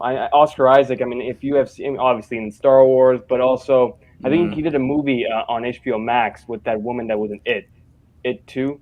He was phenomenal. Jessica Chastain, Oh, yeah, that was good. Yeah. The marriage, yeah. I'm telling you, I don't know why this guy hasn't won an Oscar yet. This guy is talented. He's on his way. He's on his way. He's definitely on his way. His resume is crazy, man. Yeah. Honestly, I just think he was one of the best parts of the film. And it sucks that we don't get to see him more. Yeah. If we're gonna get a sequel. Yeah. But yeah, man, I just thought he was one of the best parts of the film. But yeah, definitely. great actor, phenomenal in this film, and I can't wait to see him more. And also in Moon Knight, so that's gonna be cool. Definitely, Jedi Kid, bro. What were your thoughts, man? One question: they haven't decided yet if they're gonna have a sequel or not. Well, the thing is, we know they're gonna get it. It's a question is when we're gonna get it. This is book one, right? It says book one at the end of book one. Yeah, this is basically Act 1. This is just the first. Oh, part one. Part one, yeah. Dude, WB has to do part 2, man. They have to. They have to. They can't just leave it like that. No, hell no. They got to. I think. I wanted more. I wanted more, bro. Same. I was just like 2.5 hours past that fast. Yeah, I think they want to just wait to greenlight it so that way they can kind of wait to even say they're going to start it, so that way by the time it's finished, we're Right. out of all this bullshit. Dude, Yeah. I wanted if so we're- much more, and bro. if the shit keeps happening, they could say, "Hey, we never greenlit it." Yeah, Oh, definitely. They have No, to. it man. would suck. It would be the Zack Snyder Justice League all over again if they could. Right. I know. They have to learn right, from it. It's right, it's gonna be a right. cult.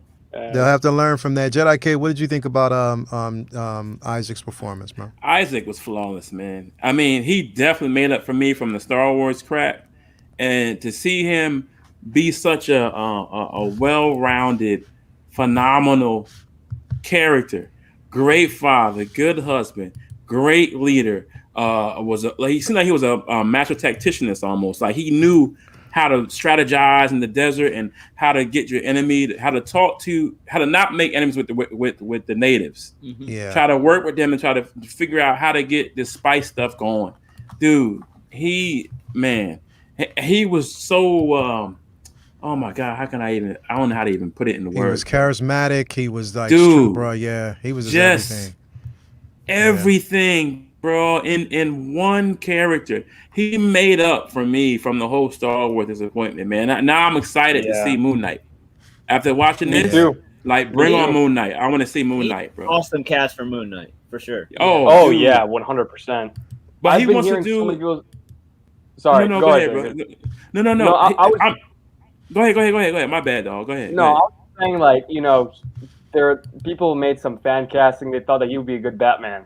I don't know about you guys, but I've been hearing like, oh, you'd be a good Batman to play. Listen, man. Him as Bruce Wayne, like an older Bruce Wayne, I'll take it. I'll do it. Yeah. I'll watch it.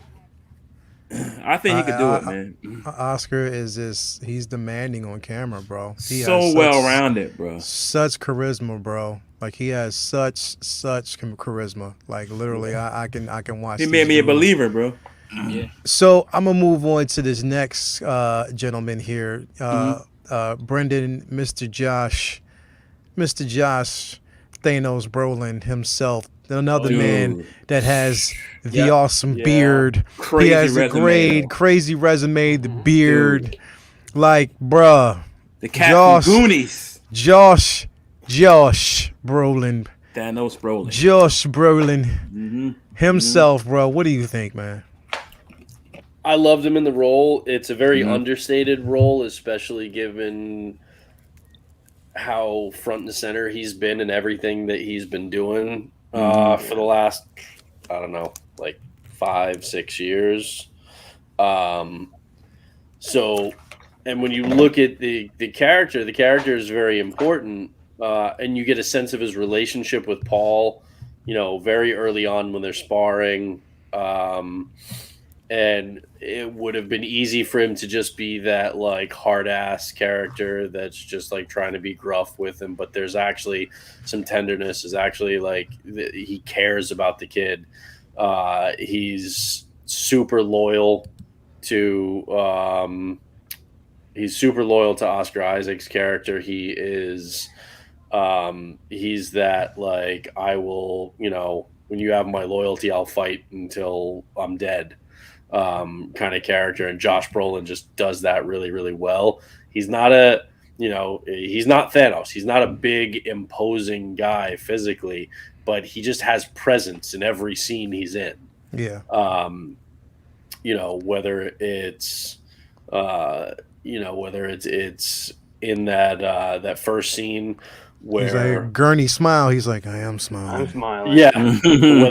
whether he has great presence no matter what he's doing, whether it's in that first scene with the leader of the Freemen coming in and spinning on the ground. Oh man. Oh, Javier Bardem. He's next. Yeah. Whether it's whether it's that scene, or whether a couple of ragamuffin kids tie him to a chair in the living room so they can go on a pirate adventure. He is just you always like to watch him in a scene, and he's one of those guys you never accuse him of overacting. He's in the room, he's in the scene, and you feel his presence, and he doesn't need to do a whole lot. And obviously for part one, there, you know, he has limited screen time in comparison to some of the others, but we understand that, and that's okay. And he does what he needs to do. He's a presence in this film. He's understated, and he does a great job. He's also something that is cool, and I tagged you in this today, Lael, on Instagram. He's actually a very good writer. And so there's this project so the director Denny, he asked the DP Greg Fraser if he wanted to kind of like do a photographic documentary of the production of Dune. And at first he was like, no, I don't want to. And then he kind of fell into it. And then he was talking with Josh Brolin, and they ended up putting together this really cool, like limited edition book that is basically combining Josh Brolin's like prose writing and poetry with the pictures that Greg Fraser shot while on set for Dune throughout the whole production. And it looks amazing. I mean, you can see it. I think Josh Brolin has it on his Instagram. Greg Fraser has it on his. Check it out. And there's like this 3-4 minute video about how they kind of ended up making something like that wasn't even their goal when they first set out, and they just realized how cool it was. And he just started collaborating on it with Josh Brolin. And if you pay attention to Josh Brolin's social media, his Instagram and stuff too, like you realize he actually is a very intelligent human being and a very good writer. And so he cares about his roles. He cares about his dialogue. He cares about stuff like that. And you know, and it shines through. But that book, I'm considering picking that up. Because it looks like a gorgeous collector's piece, something that'll be really cool to have. I also geek out for that behind the scenes stuff. But that leads me into, just real quickly, I will say that again, I mean, all of these actors are so great, but my MVP for this movie is Greg Fraser, is the guy behind the camera. Because of how he shot this and the care that went into this, the fact that they shot this on large format digital cameras, Arri Alexa large format digital cameras, and then they transferred it to 35 millimeter film, and then they scanned that 35 millimeter film back to digital, and that's what gave this film such a really cool look, where it had. If you go back, and I love like film grain, this kind of like rough texture to a lot of movies. I really like, film grain that emulates like, old different film stocks, 35 millimeters. And this one, it has that, and it kind of almost feels like the sand, like this fine sand grain of the desert planet that they're on, that kind of permeates the movie. And the other thing is that they wanted this movie almost to feel like they got the inspiration for how they shot it from a couple of documentaries, where if you go back and rewatch this movie, every shot in this movie practically, except for like some of like, with the exceptions of like aerials and stuff like that. First, they went all like 90% of this movie is either wides or close-ups, like extreme close-ups. They wanted to keep it so you felt like you were in there with Paul, okay? And they didn't really do a lot of like mid shots. There were very few, and those are mostly on other characters. But they shot this like entire movie almost, with the exception of some of like the aerials and stuff, from the height of Timothée Chalamet's eye level. Because they wanted it to feel like you were always in his world and seeing and experiencing things from his perspective.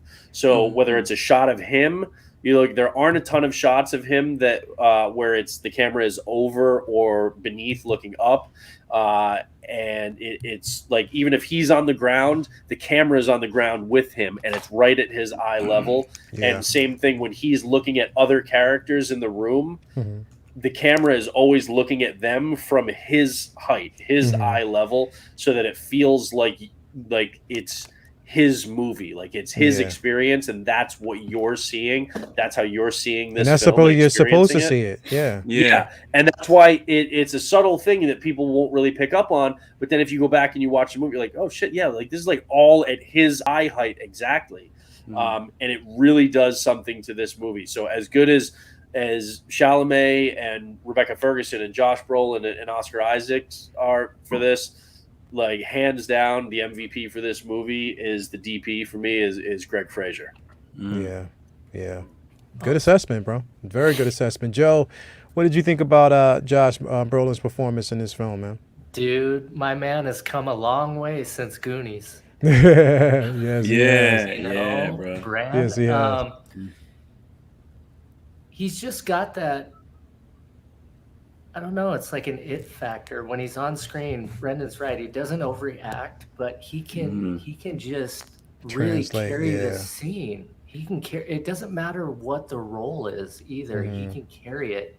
He's got a lot of depth, and you could see that translated to his performance, like how loyal he was to Oscar. You know, at a moment's notice, he was always there within a second. Or like Brendan was saying about the training scene at the beginning with Paul and their banter back and forth. You know, their playful banter, but he was giving him world knowledge, real life experience. He was passing that on within their dance of self-defense, right? Him training him, but he was giving him real world life experience and passing it on.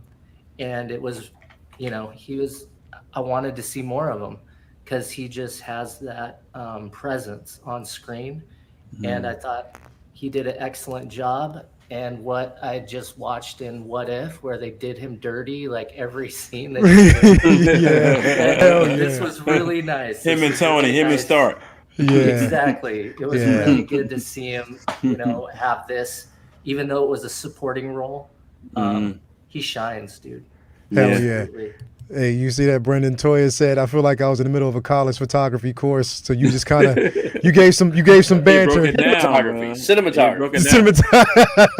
He broke it down. He broke it down. So, you know, gotta get him that shit. Those are the kinds of things, especially with a movie like Dune, where I feel like people can go back and rewatch things and gain a new appreciation for stuff with each viewing. It's like every time you watch this 8 times in a row, and 1 through 8, each time you're going to be like, I didn't realize this in previous viewings. Right. You gain a new appreciation for it. And I'm going to go watch that shit tonight. And the cinematography, right on HBO Max. Hell yeah. And the cinematography and the sound design, so many different elements of it, you start to appreciate more, especially in a movie like this, because this movie avoids the urge to be the, you know, standard fare summer blockbuster. This avoids all the inclinations to well, we're gonna, like, I love Star Wars. This did not try to be Star Wars, and so many sci-fi movies tries to be a Star Wars or a Star Trek, or they try and be something that is considered iconic rather than making something that is iconic for its own right. This movie is a slow burn, okay? This isn't like, okay, you got about 10, 15 minutes and then boom, right in the action. And now this is like, no, this is about the relationship between Paul and his father, between Paul and his mother. This is about the entire movie is all about Paul's relationships. It's about Paul's relationship with Duncan, okay? And where that leads to, and why Duncan is willing to do what he does later on for him, all right? Everything about this movie comes back to Paul's relationships with all of the characters. And as a result, you go back and you realize that the cinematography, the way they shot it to show the physical relationship with that lens between Paul and all of those characters matters. The musical and sound design cues when he's in those different circumstances with all these people, and then when threats come his way, all of that stuff is stuff that people don't necessarily realize on first viewing, that it's impacting how you feel about the movie as you're watching it. Definitely. So that's the kind of stuff that I think is crazy interesting, just as much as dissecting all the kind of nerdy stuff that we do as far as the world that's built, but how they built it and how they kind of manipulated our feelings toward that world. I love that. That inside baseball stuff. I geek the hell out over. Definitely. Shout out to for the 99-cent super sticker. Do appreciate that. Nice to have you on board tonight. She's awesome. Definitely, she is. Vinny, cool. and like I said, in the interest of time, I know we want to actually breeze through this and get through it quickly because it is getting late. But Brolin, because I'm actually asking you about Brolin, and like I said, I'm gonna come back to you after I get through Jedi Kid and KG about Javier Bardem. But what did you think about Brolin's performance, man? Uncle Gurney, right? Like, Old We've man been Gurney. talking about how strong a character Paul is because of his relationships with his parents, but he also has that relationship with, his dueling instructor, that kind of like Arya in a way, where like that's someone that in stories like this we see a kid bond with someone who's their fencing or martial arts master or whatever, and to fill a void that they don't have with their parents. But this is extra for him, something in addition to what he already has, a bond with his parents. He has a bond with him too, and he's not like we've talked about, he's not just getting self-defense lessons here, he's also getting life lessons. So he's through all this becoming such a well-rounded young man, and I love that. He's like, not now, and he's like, when the time comes to fight, it's not always going to be when you're like perfectly ready for it. It could be at any point in time. Life doesn't negotiate with you. Sometimes it just comes at you when you're not ready, and that was a important life lesson for him. And I feel like he was phenomenal throughout the rest of the film too, with being in tune with Oscar's leadership, as far as he didn't butt heads with them. Like, he trusted his boss. Like, we're gonna work with these people. Like, all right, well then we're gonna work with these people. He didn't fight them. He trusted them, and he took whatever the leadership pointed him, and then did the best he could with that. And then of course in that attack scene, when he was just like, on me, and like letting them into battle, like it was amazing. Brolin has had a hell of a past 5-6 years with obviously Thanos and Cable, and it kind of makes you wonder, like, where the hell was he during the the 90s and the 2000s? Because right now he's fucking killing it. I mean, he's just phenomenal. Like I said, I've always wanted to see him as like a Dark Knight older Batman, and we didn't get that, but we're getting so much other great stuff from him, and he kills it in Sicario. Yeah, Sicario too. Like, he's just incredible. He's just what a good movie. It's a great. I don't know. It's a cool thing for oheads like us to see. Like, you don't have to be some young kid. Like, there's a place for these veteran actors who bring so much life experience to the roles that they have without having to fake it. Like, he's how about Josh Brolin as Two-Face? A lot of knowledge, and I've seen his IG and other Twitter and shit like that. He's very political, very intelligent. This is a smart dude, and he takes that presence and knowledge into his roles. Brolin is the fucking man. Yes, give me Josh Brolin as Two-Face and Matt Reeves' new Batman kind of world. Oh my goodness, that would be something. Crazy. Yeah, that'd be crazy. That'd be crazy. Jedi Kid, real quick. So again, we talking about Josh Brolin's performance. Yes, sir. What did you think about it, man? Brolin reminds me. He's one of those actors. Like, he's like a true grit actor to me. He's one of those guys that can fade in like any role. He reminds me of our version of Clint Eastwood. Clint Eastwood can be the president's bodyguard. He can be a cowboy. He could be an old rancher. He could be a drug runner. But he always brings that trueness and grit to every character that he plays, bro. I enjoy that. His presence on film, and dude, I really wanted more from him and Isaac. I was so shocked to see them both go the way they. Well, I'm not gonna say anything about the movie. People didn't see it, but we've been doing spoilers.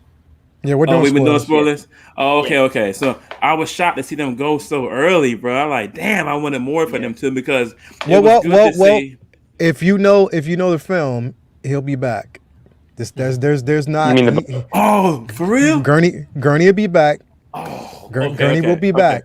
Thank the gods. Yeah. All right. Yeah, all right. he'll So, be back. Yeah, a lot of people bro. didn't realize because he didn't have like a definitive end in this. And people just Yeah. think, oh, he must have just died off camera. Yeah, Why would you do on that, a Josh? battle. No, Yeah. he's back. Right. Don't worry. He'll be back. He'll be back. He'll be back. All right. So That confused a lot of people. Yeah. that got me, bro. And I'm like, yo, is he gone already? So it was also good to see, like we were talking about, how the young man had 3 positive male role models in his life, bro. Yeah. All of them loved him. All of them gave him life lessons. Where do we see that anymore in film? Like, we barely see that anymore for male role models around a young man that all pouring into this guy's life. And the reason why he was the way he was because he had his father. Then he had kind of like an uncle / drill sergeant. Then he had Duncan like a big brother / uncle pop or whatever. But they all poured into this kid, man. And that to me means a lot because I had that. I was lucky to have that with my family. You know what I'm saying? Like I had my pop. I had my uncle that went to Vietnam. I had my mom's brothers. I had, my Uncle Daryl. Like, these guys poured into my life, bro. And because of them pouring into my life so much, I wasn't out in the street doing wild stuff. I wasn't getting caught up doing stupid stuff in the street, going to jail for dumb stuff. Bro, to have positive male role models in the house is important, bro. Yeah, I mean, it's good to have your moms. Moms is like the foundation, but dad is that rock. And it was so awesome to see that, bro. Like, that made me feel like, wow, that's kind of a reflection of myself because I had my pop and my uncles around me like that, man. And my grandfather. Positive reinforcement from a male role model is important, bro, especially in a young man's life. So blessed for that too, man. It's not the only way, but God, it helps having a man to raise a man. Dude, it was a blessing to see that on film. Finally, bro, we get something that's not a drunken dad or some deadbeat bum or he's raised by his mom. Dead as or died when he was a kid. Right, dude. Like a father that was there to nurture this kid, bring him up, pass on lessons, pass on knowledge, bro. Right. We need more of that on film, bro. This dude, Dune, bro, is perfection to me, bro. I haven't seen it in a while. Definitely, bro. Chalamet, KG Chalamet. You see all these people talking about the people you surround yourself in this film. Great performance. How did you feel about your uncle? Honestly, working with him was amazing. Especially that fight scene, that scene, man. I'm telling you, I was sweating like crazy. He was too fast for me. No, but in all seriousness, I thought his acting is amazing. I mean, I feel like Josh Brolin is like, after seeing him in a couple of films, like obviously the well-known ones like Deadpool 2 and in the Avengers movies, I'm just like, this guy can do anything he can.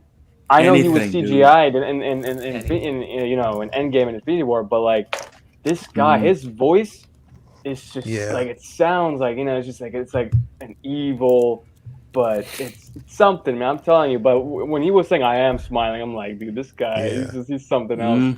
But dude, I love his acting. I love his performance in the film, and I hope we get to see him. Like you said, Leah, if we're gonna see him again, I hope see him so, again because I said, I awesome. love I each cannot character wait. in this film. And he's boss. Wait till you see him again. I cannot wait. Gurney wait, bro. Gurney is a survivor. He's been a survivor in the books. Like, there's a lot about Gurney, man. Even in the now. Here's the thing. I hope in this rendition, and those who have actually read the books will know that I hope in this rendition they will show just how much of a boss Gurney is. He's a survivor, and there's a reason why he survived this long. You know what I mean? So, and the thing is, anything he will not do for House Atreides, bro. He's basically the ultimate soldier. He stands by his morals when it comes to being a soldier, bro. So That's awesome. He's again, got some swag I with the can't- ladies too. yeah, yeah, bro. Yeah, yeah. yeah, true. Yeah, true. Damn right. Damn right. He's smooth motherfucker.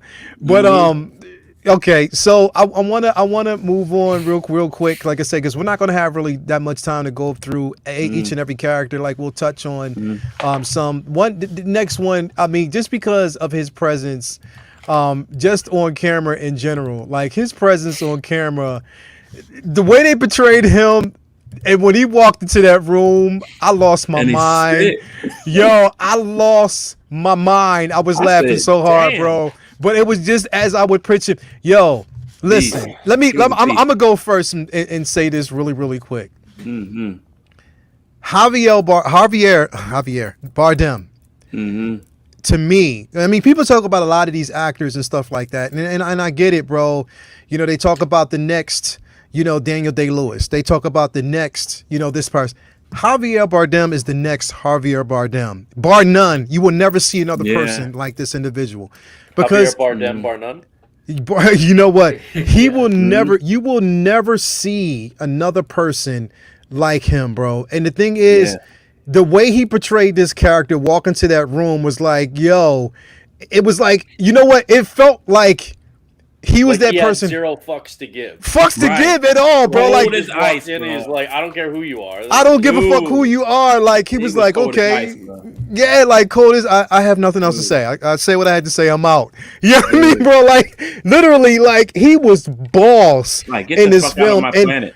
And exactly, and I cannot wait. This is why we need the other films, because I cannot wait to see where this character goes, like, and where we get a chance to see this character. But I'm gonna start with you, Vinny, real quick. You first, bro, because like I said, I know you're a fan. I know we've talked about this character and who we wanted, because you've always talked about you wanted to see him as Doom, and I was like, I thought about it, and I was like, yeah. He's been my Dr. Doom fan cast for as long as I can remember. He would kill it. This is one of the funny things about not watching trailers. I didn't know he was in this Doing. So when he came in the room, I was like, "Yo, he sounds. Is that motherfucking Javier Bardem?" Yo, I had to pause it. I was geeking the fuck out. I didn't know he was in the fucking movie. Mm-hmm. So that made this movie like.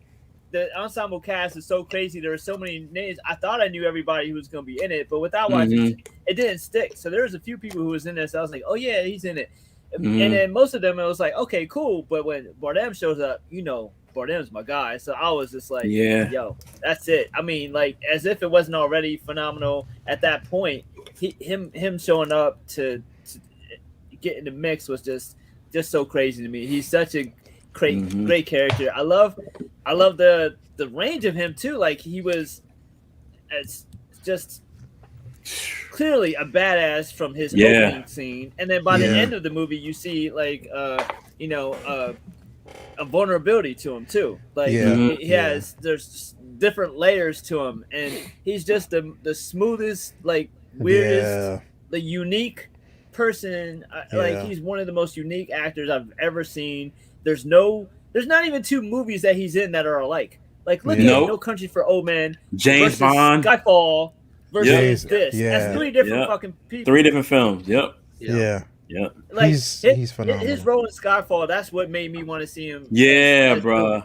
Because that was just like incredible, and I feel like he's the type of actor who would respect the role so much he wouldn't give a shit if he had to wear a mask the whole film. Right. He would just tear it up. He's the fucking man. I was so hyped when I seen him in it. I didn't even know he was gonna be there. I was like, oh shit, it's you were Bardem. just like hype as get soon ready, as you saw buckle him. up. Yeah, he as soon as you seen him, he walked in that room was like Brendan said, 2 fucks to give about anybody in that room. I'm coming in, I'm gonna say what I got to say and be out. Joe, what did you think about his performance in this film, bro? I thought it was awesome because he owned the scene. There was a lot of great people in that scene, but he owned the room. He walked in, and there was no doubt. From the minute you see him walk in through those doors, he owned it. Yeah. And then he's just like, yeah, and? Oh, okay, that's what you're going to offer me? All right. deuces, I'm out. Pretty much, bro. Like, what the Pretty fuck much, did bro. I just see? Yeah. I was like, what? Pretty and then much, bro. Paul tries to get him to stay, and he goes, I recognize you. I see you. And then and just walked off. Yeah. he acknowledged him and then bounced. And I was like, man, that dude, he owned it. And it was awesome to see. And to go back to Vinny, you know, No Country for Old Men. Classic. That movie is Classic. so Oh, crazy. And his Classic, role in that, the depth this guy has, I'm super excited to see him in the next one. Because I think he's just going to be incredible. Hell yeah, bro. He's awesome. I can't wait. Hell yeah. Brendan Riley, my man, bro. And like you said, we talked about it. 2 F's to give. Like literally, like, bro, like when he walked in that room, like I couldn't, bro. That's what I'm saying. Like, this is his face. It was like, dude. Yep. What the fuck? What? Yeah. Like, you? Exactly. Yeah. What? Yeah. Why the fuck are you here? Yeah, what? I've said this before. Spit. He was like, spit. And they, bro, when he spit and they pulled out the knife, he was just like, do y'all really want this? Like, do you know what I mean? I don't want this fire right here. Exactly. Brendan, what did you think, bro? Yeah, I mean, the thing is with it's I mean, I love him as an actor, and he has this. It's not even the accent, although I love hearing his accent. Mm-mm. It's not the accent; it's the timbre of his voice. Yeah. It's just the sound of it that you hear his voice and you're just drawn in, and it's like you'll listen. I'll listen to him read a fucking dictionary. Okay. Yeah. He's that captivating. He's that good, and his eyes, like you see, and I'm not even talking about the blue eyes, and because of he's another storyteller with his eyes, bro. He just has this way of drawing you in, and I always kind of say that he reminds me of these 2 actors that remind me of each other and how they look, but also their ability to speak in this kind of sing-song way that just kind of like pulls you in and you want to keep watching. Is him and a guy who I think looks slightly similar to him but has those same qualities. Jeffrey Dean Morgan. Bro, they look like twins. Oh, man, sometimes these motherfuckers look like twins, bro. They do. Yep. John Winchester from Supernatural. Yes. They look like twins. They do, bro. They do. They look alike. Yeah, bro. Their voices sound similar, nothing alike. In terms of accent, in terms of timbre, but they have this kind of lyrical lilt to their voices. And then their eyes that just pull you in, and it's just like, I don't care if you're on fucking Sesame Street, I'm watching it. And he had minimal screen time. He had minimal screen time in this, but it was impactful, and you were like, it's one of the things that you come away from the movie thinking, man, he was so good in that. And then you look at 2.5 hour runtime and how much screen time he actually had. I mean, we're talking like Boba Fett, in Empire level screen time. But he's memorable, and I can't wait to see more of him. I mean, not just in this franchise, but in in whatever he does next, because I think he's just phenomenal. And it also speaks to the fact that with no guaranteed second movie, Don't say that. he wanted to take on this role because he thought it was just a good role, and it wasn't one of the ones that was going to get top billing. He wasn't going to get paid like he was the lead, and it was going to be a small role in terms of screen time, but he was going to do it because his love of the material and of his craft of acting, and that comes through in what he does. Absolutely. Because after, I mean, he could pretty much write his own shit after No Country for Old Men. He could have just said, I can take whatever I want. It's all going to be leads and stuff. But that's not him. And taking this role in this movie just makes me appreciate and respect him even more. Yeah. You know what I can? You know who I could? Here's the thing, because when I hear him, right, and this was crazy. I can see him, and we know we can see him as Doom. But if I wanted to actually have a voice, and just follow me here, if I needed to have a character voice behind the mask of Revan for Star Wars, it would be him. Oh, perfect. It would be him. Perfection. It would be him. God. Not so much if they did not show us the face of Revan and they just showed us the mask, his voice behind the mask of Revan. Oh, and just because I almost would rather him be a Sith where we can see his face, though. I think he would make a great Sith. Yeah, just the grovel in his voice. The grovel in his like seriously, when I heard him on screen in his film, I thought they did some editing to his voice to give it an effect. Like literally, that's what I thought. But that was him, and I'm like, yo. Why do you think? That's why I've always said Doom, because his voice. Yeah, his maybe voice. Malik for him, so we could at least see his eyes. Oh, yeah, Malik. Oh, yeah, definitely. KG. That would be good too, bro. What did you think about your new pops? Yeah, right. No, honestly, call him daddy. No, honestly, like his acting, like when he came in that room, I just felt like this guy just doesn't give a crap. Even before he spit, I'm like, I had a feeling this guy was just like, nobody cares. He just didn't care. But yeah, I mean, when you guys go through like some of the characters that he wanted, like you guys wish he played, there were rumors before Zack Snyder's Justice League, right? When that thing came out, there were rumors that he would make a good Darkseid. I've been hearing that, and I'm just like, maybe, possibly. I mean, he's got the voice.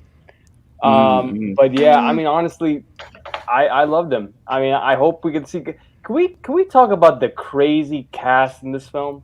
Like, it was a great cast. It's I'm deep, just like, man. whoa. Yeah. It's so many to talk about, but it's some that I'm gonna cover and some that I'm not covering because they didn't really have them. Like, I know people want to talk about Zendaya, but here's the thing: Zendaya, we only seen minimal, but she's gonna have more presence in the next film, in the next one, where she belongs. You know what I mean? So, but she was phenomenal. We know she's great. Yeah, we know she's great. You know, that woman is just like undeniably fucking beautiful. Like, yeah. I don't even know. Like, you just look at her and I'm like, I don't even know. She got some good genes, bro. Like whatever God or higher power you believe in, if he made her, it's like just quit while you're ahead, dude. You're not doing much better than that. I don't know. I know Tom Holland was like, she won me over in Malcolm and Marie. That shit was phenomenal. With John Washington. John Washington, she killed it. Netflix, the black and white one. I know Tom Holland was actually watching this movie like, if you better not touch. You better not. You touch. If you touch, he's probably sitting next to her at the premiere. Was like, yeah, I don't think I like the way you touched your boy.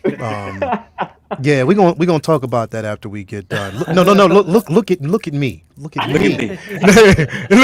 You didn't make me no macaroni and cheese. Yeah, he's like, straight up. But yeah. Now. Paul, right now, like Chalamet, good actor, but Spider-Man will kick his ass. Just Maybe don't touch MJ. Maybe don't touch MJ. You don't touch MJ like that. But no, real quick, Jedi Kid, what you felt about Javier's acting on camera, bro? When he walked in the room, I was like, oh, this guy said, his predator says, fuck everything, I'm here. And then when he spit on the table, I like disrespectful, but I'm like, okay, that's how they. That was the big dick energy right there. Yeah. I said, wow, dude, I couldn't believe it, man. Like I said, his presence was like a thunderstorm.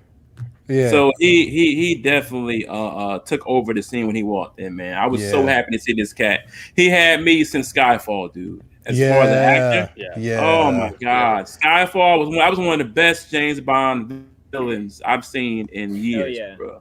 Yeah. So like this cat, perfect. And Dune, I don't know, bro. I think it could be Dr. Doom for real, bro. I mean, he'd be a perfect. Bro, he would be the perfect with that grovel. He could definitely be the perfect Doom. And he wouldn't care about leaving that mask on the whole movie either, I don't think. That's my point. I feel like he wouldn't care about he's not. Yeah. You know what my fan casting is that I would have liked to see him as? Craven. Ooh, that's a good one. Yeah. Instead, they cast someone younger than KG. Oh yeah, I don't know I didn't why. think about that. Yeah, they did cast he somebody. would be They cast good a Kraven. sophomore. They cast The guy who played Quicksilver. Yeah, the Captain Quicksilver, Quicksilver. Kick-Ass. Yeah, definitely. Yeah. Who, mind you, doesn't even read or like comics. He said it before. Anyway, Yeah. That's So- crazy, bro. yeah, he said that. He said that. So I want to bring up this next person because I think, you know, she held her own in this film as well. You know, she played the doctor. She was phenomenal. Oh, she killed it. was freaking. Yeah. Badass. I She was so mad when she freaking. went. She was Yo. awesome, bro. Yeah, but she went out like a badass. like a G. She did. Yeah, She yeah, did. Yeah. Yo, she. I loved her presence. I Yeah. loved her exchange between her and Paul. I love the simple fact that, like, she, you know, listen, at the end of the day, Freeman. she knew what she exactly. She knew, you know, that she's between a balance between the firm and, you know, she's between both tribes, and she knows. You know what I mean? And she's accepted in both. You know, it was just, I think it was more so just her presence on camera and the banter that she basically has, like, okay, cool, you know, they're pulling out their knives, but she still has a job to do. And again, I do wish that she made it through, but Me too, understanding the man. story, I understand Yeah. where but even regardless of her going as early as she did, her presence on camera, The like way she literally, did it. yeah, the way she did it was basically phenomenal. Joe, I'm gonna start Although- with you real quick. What was you gonna say? No, I was the only thing I was gonna say. She went out like a badass, like absolutely. But I will say that the sandworm in Dune doesn't hold a candle to the crate dragon in Mandalorian. Crate dragon is way cooler. It's kind of way, just design. Crate dragon is cooler. Come on. Isn't it bigger true. though? I think it's bigger, right? The Crate Dragon is bigger. The one in Mandalorian was It No. might be. Nah, actually, the worm is Probably- bigger. both of them bro. both of them are enormous. the bro. They're worm in the is same bigger. ballpark, but just from Yeah. a creature design, come on. Crate Yeah, I dragon. felt Crate like they were Dragon, holding yeah. back on it. Like they didn't want to make the movie about a cool The sailor. worms. Yeah. Well, I mean, even in the original and even in the descriptions in the books, like it's not like a super complex design. Yeah. So I think Well, they did a Rise good Out. job. But I'm for saying, this like, movie. we're seeing it like Perfect. swallow them up from underneath as opposed to coming up and over like we probably expected to see. Yeah. And I feel Yeah, like yeah, more yeah. of that up and in over the a next little one. bit. But That up and over is what people are kind of like wanting to see more. From the I feel like old they're Doom. saving From that. the old Doom. I feel like Yeah. they're saving that. Yeah. Joe, what did you think about her performance? I mean, Every scene Sharon Duncan is incredible as an actress in general, but what did you think about her in this? Every scene that she was in, she was a G. Like, Yeah, she was calm.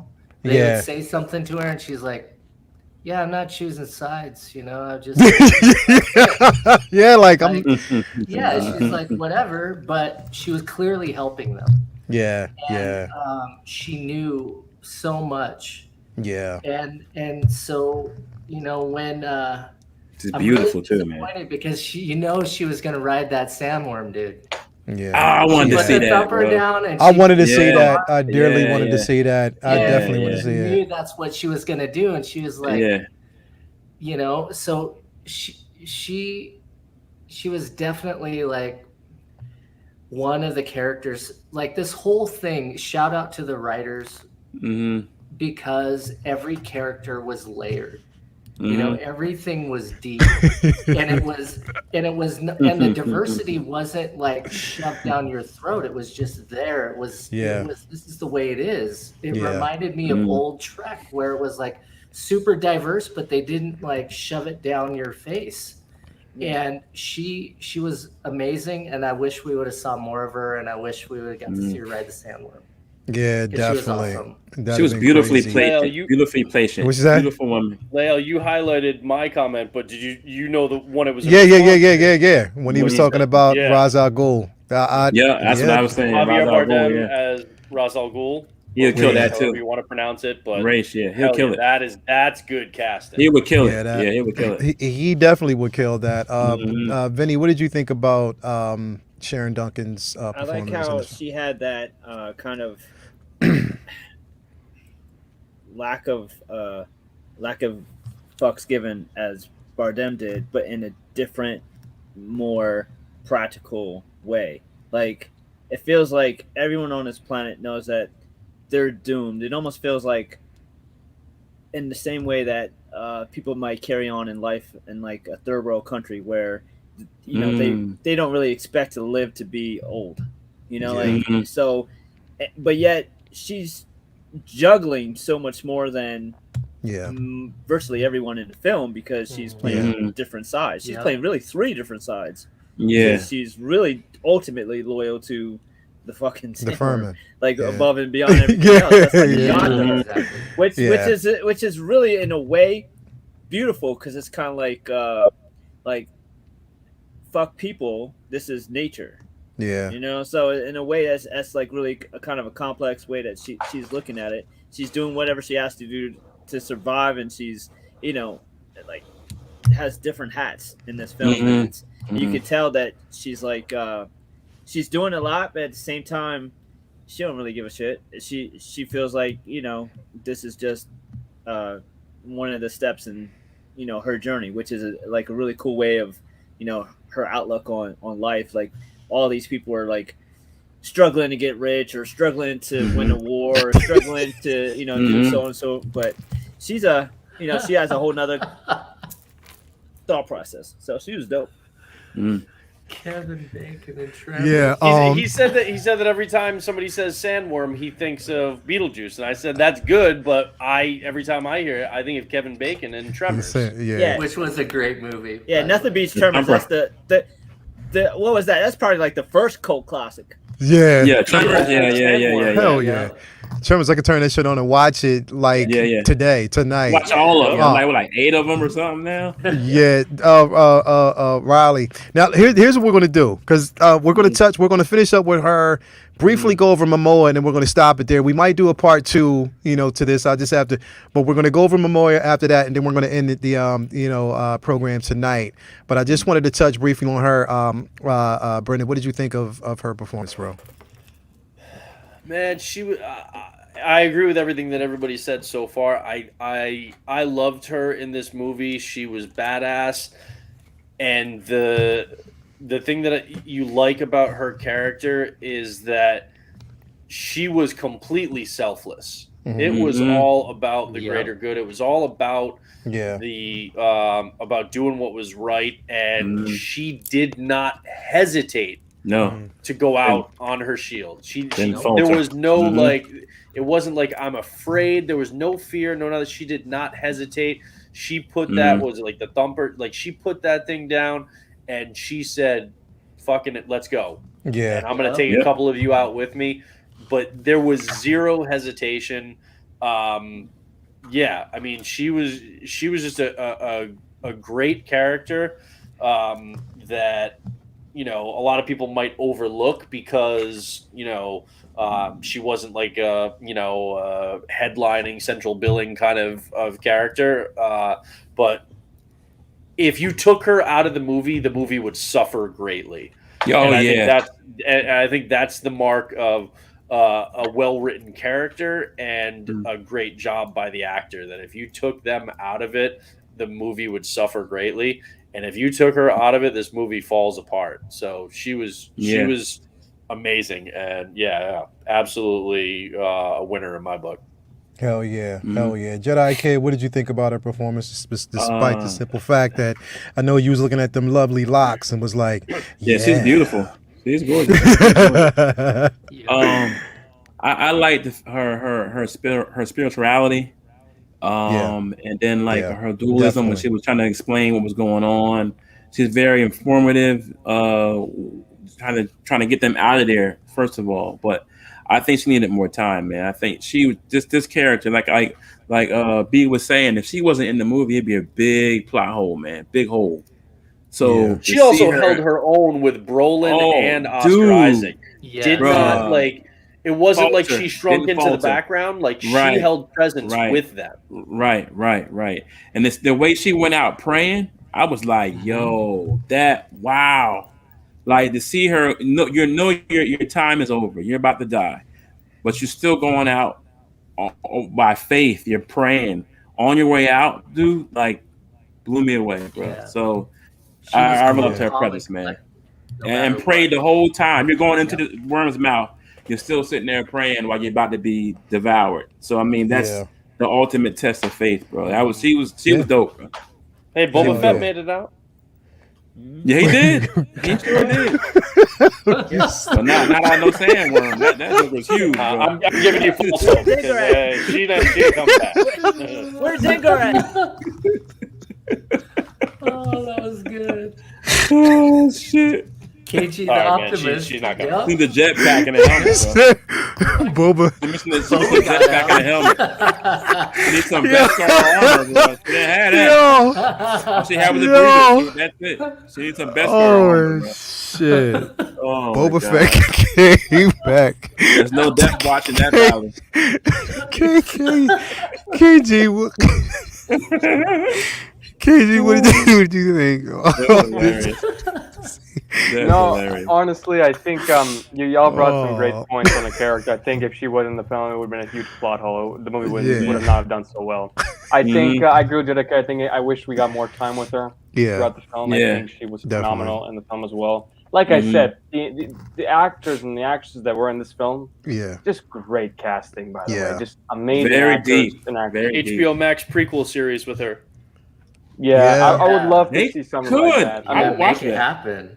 Yeah. But overall, like, I want to make this quick for you, Layout. She's great. I just wish we got to see more of her. And like I said, I think if she wasn't in the film, it would have made a whole mess. The movie would have been a whole mess. I don't think that they could have gave her more screen time because they had to save it for you because they knew where your journey was actually going. You had to carry the film the rest of the way. So it became, it switched from her and, it switched to you and your experience with your mom and meeting Zendaya and Javier and desert and you having to fight and, bro, like we hands off MJ though. Hands off. Easy. Yeah, I was a little scared by Tom Holland as well. I thought it was Peter on We're gonna come for you.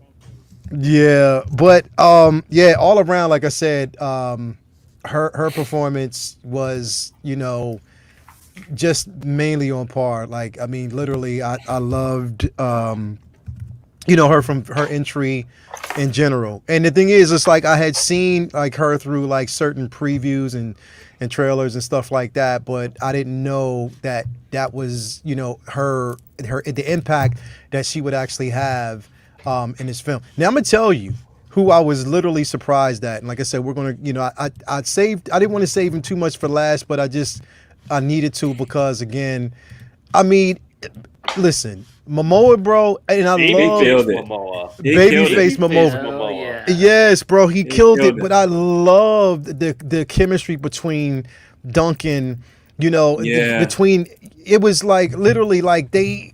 Yeah, it was. He did such a phenomenal job. Yeah, he was the big brother, and he did. Bro. Yeah, he did such an amazing job in this film. KG, I'm gonna let you go first, bro, because this was your guy, your big brother. How'd you feel about him in this film, bro? Yeah, man. When I first saw him, he was really tall. Like he was like a tower. I'm just like, hey, Momoa, what's up? But honestly, no. Yeah, Momoa, he's such a great actor. I mean, he's such a positive person. When it comes to acting. Even when you see behind the scenes of Zack Snyder's Justice League, and he's so upbeat. And even seeing him, in this film, it just felt like it was him. It was just him. Yeah. Even not even acting. It was just like him all the time. And yeah, I mean, it sucked that he had to go. I was just like, that did suck. Yeah, I wasn't expecting that. Why not? He went out like a G.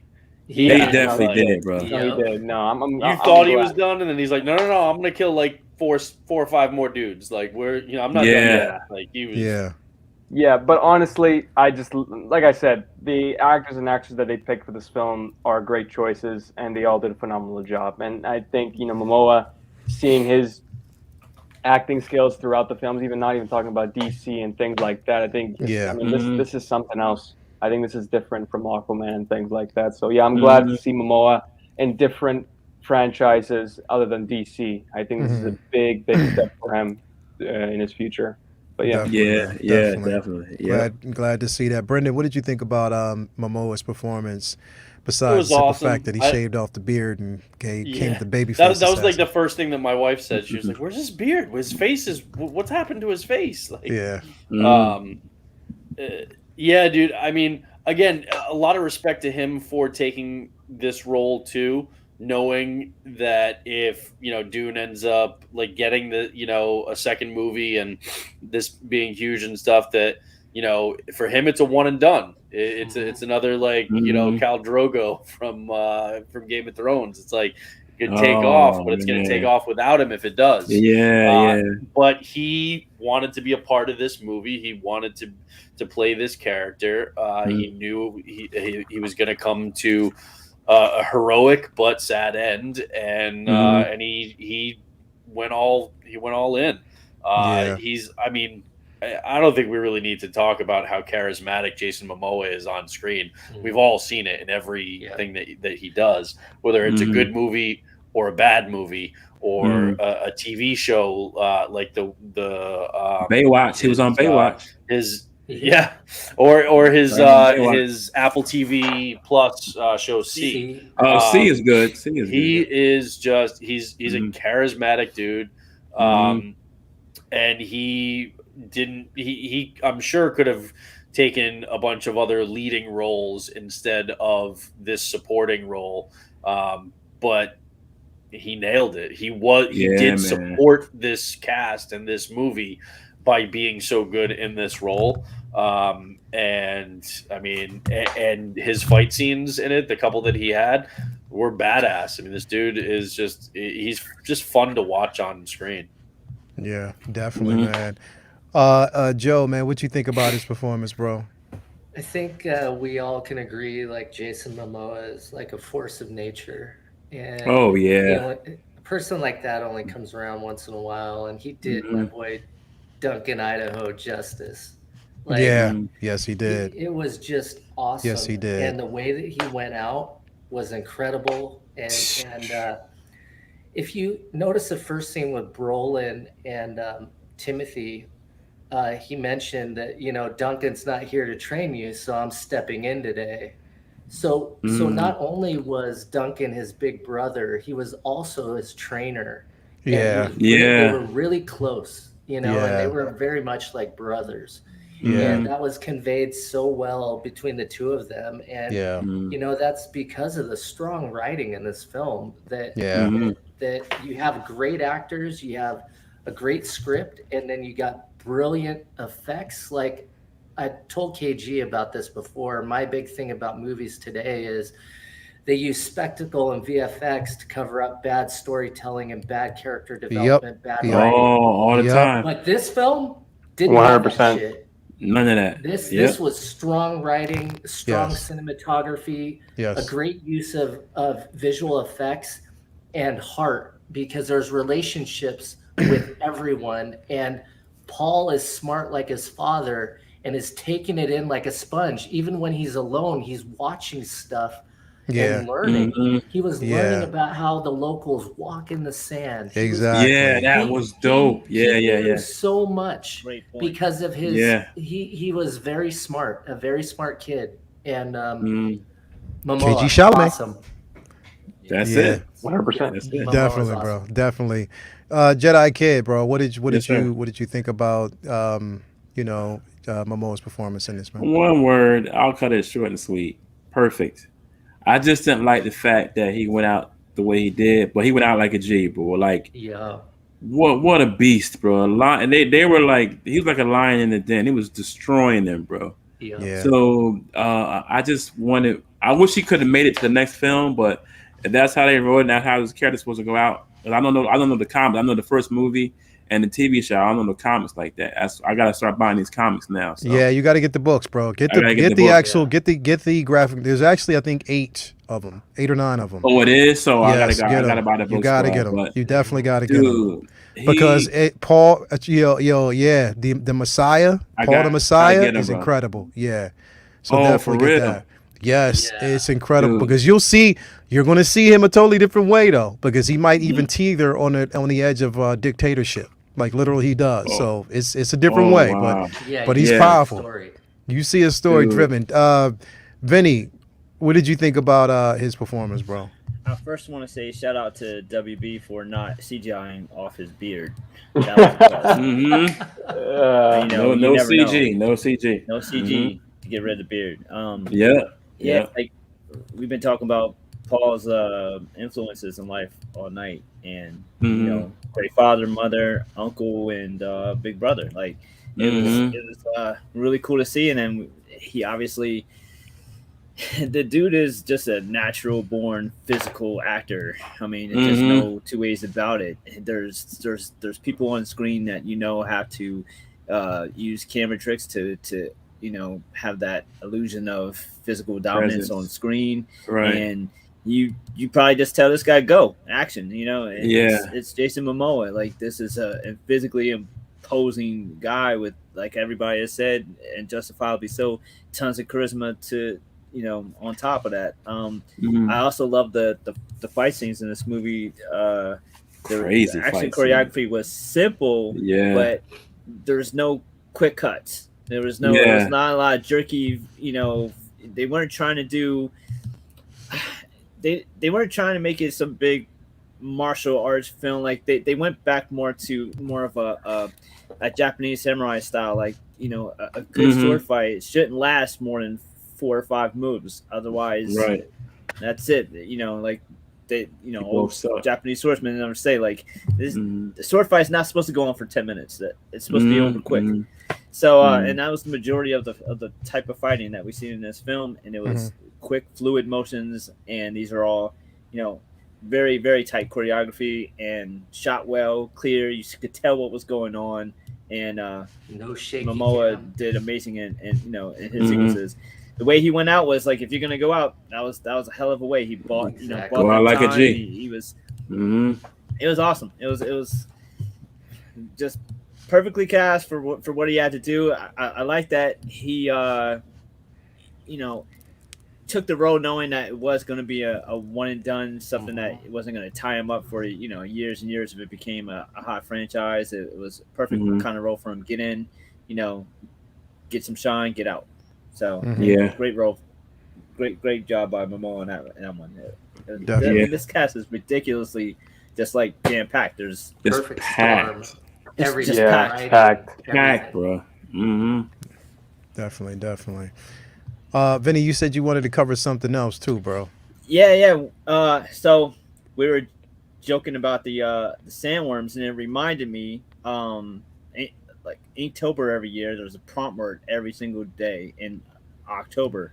And last year, one of the words were Dune, and I matched up Beetlejuice, Tremors, and Dune. So I got the Tremors in the middle and the Beetlejuice sandworm. And I did that one last year. Vinny, so you're an animal, bro. That's awesome. That's so damn. That's sick, bro. Thanks. That's something, man. Wow. That one was fun as hell because that was off of the prompt word being Dune. I was like, all right, let's take all the sandworms I can find and just throw them in there. That's awesome. Yeah, you're an animal. Yeah. You're an animal. See, that's sick. He's Beast-wise again, Vincent Dunn art. Basically that's where you want to actually go to get his stuff. So we're going to segue into just that. Vinny, what you got coming on next, man? Oh man, well, shit. I'll probably be trying to watch this movie again, like especially after all this talk about it. I know I'm like dying. I'm watching that shit. Watch it again tonight. I'm watch it again. Hell yeah. And then shit, we got Eternals right around the corner. Yes. I'm looking forward to finishing up the Octobers for this month, and I gotta finish up Titans. I'm behind on that, and then I'm looking forward to just getting out of October so I can start on some new like bigger pieces, because stuff like these are like one-nighters that are done in like a couple hours. So I'm looking forward to doing some bigger pieces. So yeah, man, lots going on. It's been a hell of a month. So I'm excited for Eternals next, but I definitely will be watching Dune a few more times, and we'll have to we're definitely putting together a event for it at the crib. Like definitely. you got to hear it here. Yeah, hell yeah. You already know we right at you. Damn, with 2 and, minutes away. No. Horathon. Horathon is on Saturday. Saturday, definitely. Horathon. Oh, shit. So that's going to be on. What I'm going to do is I'm going to probably screen live that shit from the crib so everybody can see parts of that shit and the reason why I say he's a strange motherfucker. But yeah, I can't wait. I can't wait for that. Lynch, Awesome. what you got coming up, bro? Just a lot of work. I got a small project I'm working on with Rod from New Zealand, and that's coming down the pipe. And that's pretty much it. And then I'm starting to draw again. So Vinny, when I say I'll share a table with you at New York Comic Con, I'm dead serious, dude. Let's go. Let's go. For sure. Let's go. But that's it. Definitely, man. Jedi Kid, what you got coming up, bro? Right now, man, I'm just waiting for Eternals, man. I want to see Eternals. And that's pretty much it, bro. I'm relaxing this week, bro. Oh, you got that Miles. I love mine, bro. Oh, these came in today too. I got some more clone heads for some more pictures. Oh, word. Nice. Okay. Yeah, some more 501st heads. So that I'm messing around with Miles. that tonight. That Miles, there you go. That Miles, that's one of the most flawless Spider-Man suits. Man, it's so fun to pose him, by the way. Dude. I mean, I've been posing him for 2 days. Nothing to worry about. Best ones, bro. One of the best. The reigning world champion. Dude, anybody who didn't see that stream, you got to see the poses in that stream. That was fun, yeah. Oh, for real? I gotta watch it, bro. Oh yeah. Yeah, it was fun. It was definitely fun. I told Layla, I was like, man, you got to photograph that, and then you got to do like a posing video on that using that pose because it was too good to then just like take down and not. Yeah, definitely. Did you do something with him and Peter together? Who me? Yeah, bro. That was an amazing pose, by the way, with him with the pizza. Yeah. Oh, hold on. I gotta watch Spidey Cat, the stack. Like, yeah, that's man, why I'm gonna draw for him on a 11 by 17 pixel. Yeah, it was sort of like it was on the fly, but it's just the thing because it was such a dynamic. If you got the dynamic stands, it's like, okay, why would you not? You know, it was just for me. Here, I'll bring it in just real quick. That Miles is one of the best suits that they've made for Spider-Man, bro. Yeah, so many poses, bro. Honestly, it's amazing. Yeah, I'll bring it in real quick here. So you can just get an understanding. Like, this is pretty much. Look at that. What? With the cat peeking over the box, man. Okay, L Boogie, I see you, boy. Yeah. That's so sick. Yeah, just had like some fun with it. You can see it from the side. And so what I did was, because before, if you see here, this is without the webbing. So what I had to do was I got double-sided sticky tape for the side of the box to put it in. So it sticks and the cat is pretty much on top of it, you know, so you don't have to worry about the webbing. And then again, if you have like the dynamic stands, just keep in mind that those poles, like the actual stand itself, the poles are flexible. So you can get some maneuverability out of that as well. So yeah, it was bro, it was fun. It was definitely yeah, man. We had a good time on that stream. Yeah, it was definitely fun. Yeah, this is like pretty much one of my favorite poses right here. Do you have this pose on your detail right now? Yeah, it's the same way. I haven't taken it off because it was so fun to do it. I didn't want to mess it up. Yeah, it's really good. Yeah, I didn't want to actually mess it up. That's so dope. That's dope. Yeah, so it was fun, man. It was definitely fun. Yeah, it was definitely fun to do that. So yeah, shout out, man. That was like pretty much one of the best, things that we had. And like I said, we're going to probably get together and do a couple more. The commentary was funny as shit too. So that's what I loved that because I gotta jump on with y'all doing these poses, bro. That's dope. Yeah, the commentary. It was Lael and Ryan doing their pose offs, and they were like super zoned in on like on what they were doing. So then Joe and I were just providing commentary and just like back and forth chat. I gotta watch this. And you got to, bro. Get on fun. Jetta's channel and watch it, bro. It was Brendan's fun. probably talking mad shit. He was probably talking crazy shit on the post. I gotta watch it. No, I didn't talk that much shit. I actually did. You're the comedian, bro. I gotta watch. I was pretty fair, man. I wasn't harassing. I was asking questions. You know, Lael like had a bit of a headache that night, and he was like very focused. My sinuses were killing me, bro. So I was like. like, Oh, okay, he's yeah. pretty intense. He's focused right now. So I wasn't like busting his balls. I was letting him do his thing. And they brought the heat though, man. Those poses were. Yeah, this shit was fun. It was I gotta definitely watch fun. it, bro. You posted it already, right? Yeah, shout out. It's on. It's on Jenna Patrol's It's channel. just like, yeah. So Lynch can't. He can't get through the night without doing it. But no, it was on. I was saying, but no, it was definitely fun. It was Definitely check it out. Yeah, definitely check it out when you get a chance. Shout out to Jetta Patrol, and everything that's going on. KG, what you got going on? What you got coming up next, bro? Live streams, man. I think I'm doing one. I think Saturday or Sunday we're going to review the Empire Strikes Back film and also do some toy reviews as well. Yes. Yeah, man. I gotta tell you, man. I've been love doing these live streams. I'm just having so much fun. Well, you got more time now. You're not shooting films anymore, bro. Until the next. Oh, well, now you got Willy Wonka. So you got. Right. Now we move over to Wonka. So now I'm gonna need my Wonka tickets too, bro. I'm gonna need my Wonka tickets. Come on, man. The golden ticket. The golden ticket. The golden ticket. That's what I want. Give me some everlasting golden gossip. ticket. Exclusive tickets. Only, yeah. Yeah. No, honestly, man. Yeah, like I said, I enjoy doing these and joining your live streams. It's a lot of fun and posing this guy. Man, I'm telling you, it's fun, right? It's fun, right? Like, well, see, Brendan got it before I did, and he was like, "Yo, when you get this bitch, watch." And I was like, "All right." Yeah, I got mine after Lyle, man. It's something else. I'm posing this guy. And I'm just like, now I'm gonna pose every single thing. It's just so like, now let me ask you a question. Does it make you? Because here's the thing. I was like, okay, all I need is the original suit, and I'm good. But after I got this one, bro, I was like, now I need the bodega.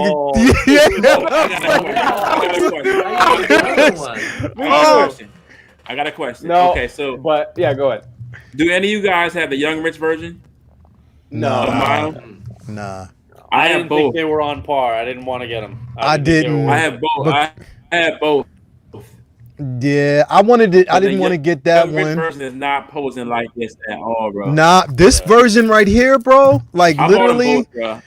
This is I have all three. I have all three now, man. This is right. This is when Hot Toys is definitely. Dude, look at that pose, Hot bro. Hot Toys came out with this. Look at that pose. Look at that pose. That's when Hot Toys dropped, this they said Young Rich. Move over, kid. Move over. Yeah, bro. Yeah. Like, this piece is phenomenal. Dude, it is phenomenal. They killed it. This thing is flawless, bro. I can't wait for that the classic case, suit. man. Yeah, the classic suit. That one. Yeah. And this. Hold up. One Spider-Man figure. And they got Purple Rain for Miles too. Purple Rain suit's coming too. Hey, Joe, can you duck real quick?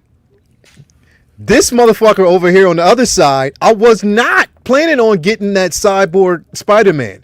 And because of this figure, I was like, yeah, I got to get them all now. So I had to pre-order that one now. I'm like, son of a bitch, Leo, bro. Honestly, that's I'm shocked that he's not blaming me for enabling him because I've been. I am. That's what I did. I told him to duck. I was talking about you. I told him to duck because I couldn't. You're on the other side of me. You're definitely yes, I am an enabler, you son of a bitch. Because yes, I was like, I wasn't gonna get it. But this son of a bitch down here, this figure right here, I was like, yeah, I gotta get it, bro. Like, because I had. Cyborg Spidey is the closest that any of us are going to get to having a Deathlock in 1/6 scale in our true. Oh, yeah, you're right. You're absolutely right. A Deathlock, bro. He's one that's going to sell out. That's what's going to sell out, and people are going to be mad they didn't get it. Who, this one? It definitely will because it's a Cyborg Miles? Spidey, you mean? Oh, yeah. Yeah, Cyborg Spidey. Yeah. No, the Miles Morales is going to sell out, we too. haven't gotten it yet, it's a Toy Fair exclusive, so it's a super small run. So, yeah, I'm it'll not sell planning out. on Oh, yeah, I'm Yes. getting that. Yeah. No, I'm definitely. getting it because I think it's just very unique. I think Hell it's yeah. something that a lot of people And I have an idea of how I want to pose him in my head already. I'm like, oh fuck. After this, man, I'm like this guy right here. Cyborg Spider-Man, right? Miles does have me tempted. This guy right here. Everybody in the chat. Vinny needs to be a 1/6 scale collector. We need him to jump on board so he can enjoy this. So everybody in the chat. Hashtag Vinny 1/6 scale. You have to do it. You have to get into this game, bro. I'm telling you, it's just get a few. You don't get them all. Just get you one. Just get you one. Just get some that you like, dude. That Miles is definitely very tempting. Hell, It is. Miles Man, is to be crazy. very clear. It honestly is. It is. Anybody that's It- famous, the only man, can't get downside- wrong. Posing No, these guys, you spend time posing them, getting inspiration, and then you Yep. start drawing, and then Yep. like What single songwriter said hashtag come on Vinny. Yeah, honestly. Hashtag He come knows. on Vinny. That's what it is. He knows. Hashtag come on Vinny. here's the thing, it's an inevitability. There is already another universe out there in which Vinny is a 1/6 scale collector. There's another universe where I have just as many Hot Toys but no comics. Yeah, we It's a collect comics, multiverse. we only collect Hot Toys. It's definitely a multiverse. Riley, what you got coming up besides dancing with some more wolves, bro? What you got coming? Oh, dude, it's actually been. Oh, you finished it. Did you finish It's it? been no, not yet. Almost. I want to see this. I want to see that, bro. I'm shooting a bunch of projects and filming the Wolves. I'm filming with boxing Hall of Famer Mickey Ward. Oh yeah, talk about him. And Yeah. so awesome. I'm like That's my awesome. whole collection room is in turmoil right now just because I moved Detolfs out from my Star Wars collection, so I've got them all like randomly on surfaces while I'm waiting for my Maja cases. They're all getting delivered tomorrow, so they'll match these ones. Then I can spread these out a little bit more. So today I've been building a bunch of custom risers. So I go from like, pre-cut lumber that's like ends up. This is only a piece of it, but it's like about this long, and then I cut them up, and then turn them into this, so they match perfectly with like the black felt in the Maja cases. And this costs a hell of a lot less than acrylic risers and look a lot better to me. So I've been doing those. And yeah, the Maja case is supposed to be here tomorrow. So Yes. I'm basically, I already did one. So I built this one last night. So got the Razor Crest here. Oh, Razor you did a Crest. great Yes. job on that. Is that the This Lego thing- one? What is No, that? no. This is the cardboard like the 3D model. Wow. Oh, 25 dope. Yeah. I'm telling you, this thing is like, and I've got some like janky craftsmanship on here because I like some of this stuff is just not meant for people with my hands. I don't know. So some of it is a little rough, but I like to say that this is just like the battle damage, like in season 2 when it's just like barely see a piece just dropped off. Oh, When it's like no. barely making it through space. Yeah. You can't even tell it's I think you cardboard, did a though. great It's really job. good. It looks like a So- Lego set or something, bro. The- He already broke it. Positive. He already No, broke it's it. this one. It goes right back on. He already broke it. Jesus. But so I bought 3 of these, not this one. So this set comes with the Razor Crest, and then it also comes with the Sandcrawler. Oh, Mandos. All right. Whoa. Yeah. So I got this, but I have 2 more of these. that I got they're $25 a piece at Costco. So go run out and get them if you really At like them. Costco? Costco, $25 a piece. So there's this one. Then I got a set that comes with the Millennium Falcon and an X-Wing. And then another set that comes with a TIE Fighter, an Imperial Transport, and a Star Destroyer. And the Star Destroyer, I swear to God, it is literally like 3.5, 4 feet long. It's like massive. Okay. And then, so I got that. And then they have one with Boba's ship and another like Imperial cruiser that I gotta pick that one up too. So I'm building all of those, and those are they're all it's like painted cardboard. All the pieces are on these like sheets that are inside the. So like this is an empty one now. So they're like you pop out the pieces. They're all pre-painted and everything. Oh, you just put them together like that. That's and cool. then you put them together. The only thing is, so there are certain parts that just you go together, and then there are others that you actually glue. Don't use the glue that comes with it. It's basically water and spit. That's about how much it will hold together. I use I have the like Gorilla like crazy glue with the Gorilla glue. so you can you just swipe it on there. And I got, not gonna lie, I got a little high doing this because it took me a couple hours. But it was fun, and they're all like pre-painted, so like the weathering on them, everything, it looks amazing. And you got it at Costco, right?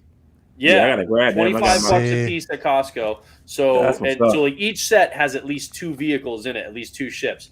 So I'm gonna. I already got the Razor Crest put together. I got to do the Sandcrawler and all the others, and those are gonna go on top of my Maji cases for the Star Wars section. Once they're done, they're gonna go on top of the Maji cases, like in between the Mythos statues that I have of Vader, Ventress, and Maul.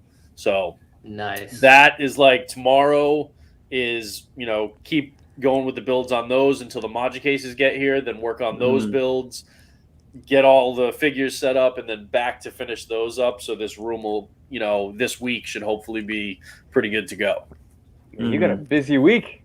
Hell I know. yeah. I also have, like a wife and a kid.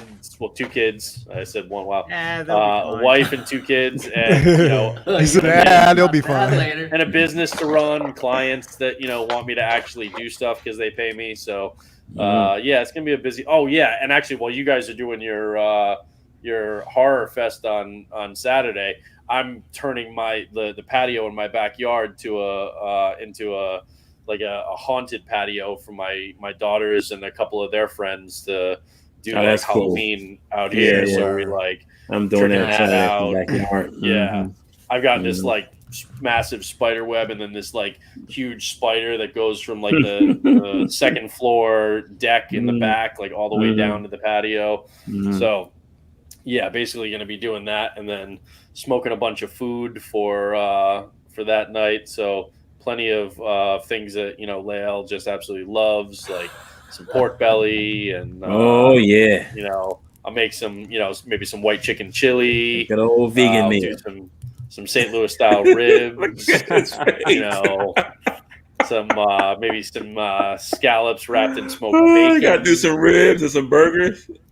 I'll make do some cornbread and we'll just maybe some smoked bacon. I know you like the smoked bacon, so we'll get that in there. Meat in the making.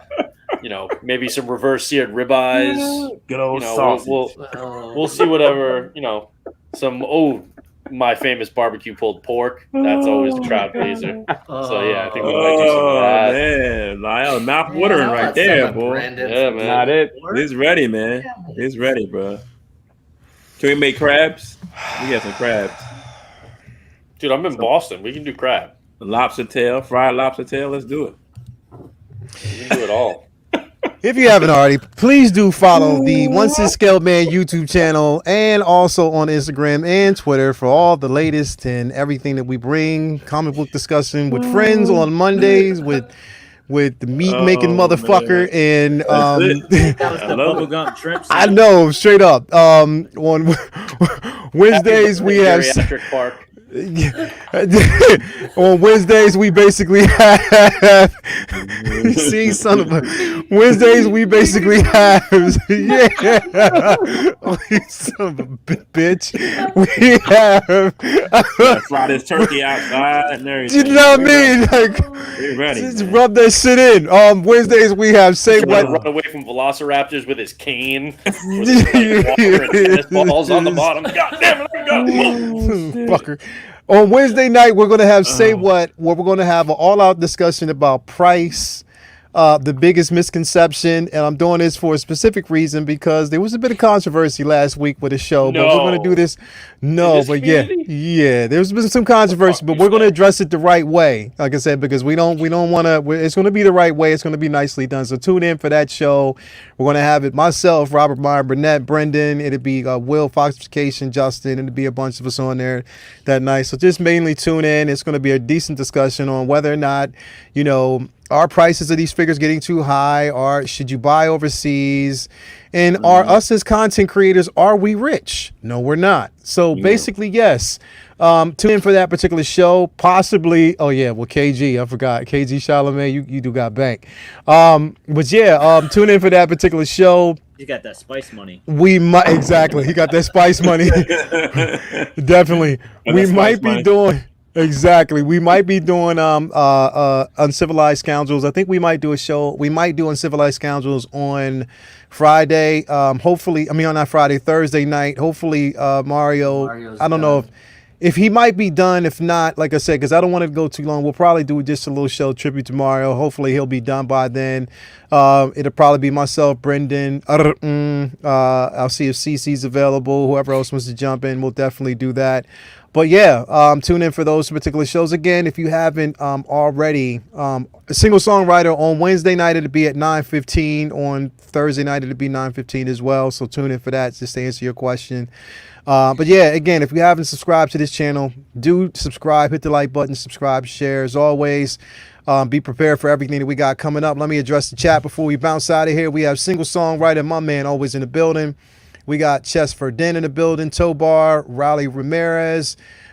We have, let's see here, Lynch Design. We have, let's see here, man, Tobar's in the building. Bob Dylan is in the building. My man Bob is in the building always. Let's see here, who else we have. We had Sean Paul was in the building. Thank you for coming through. All these hashtags in the chat make it sound like they want a 1/6 scale of Vinny. Of Vinny, right? We have Latoya T, baby. You're up there watching this show. You're watching Dune without me, so you better pause it and bring it back because I'll be upstairs soon. Run that back. I would definitely see you on Thursday.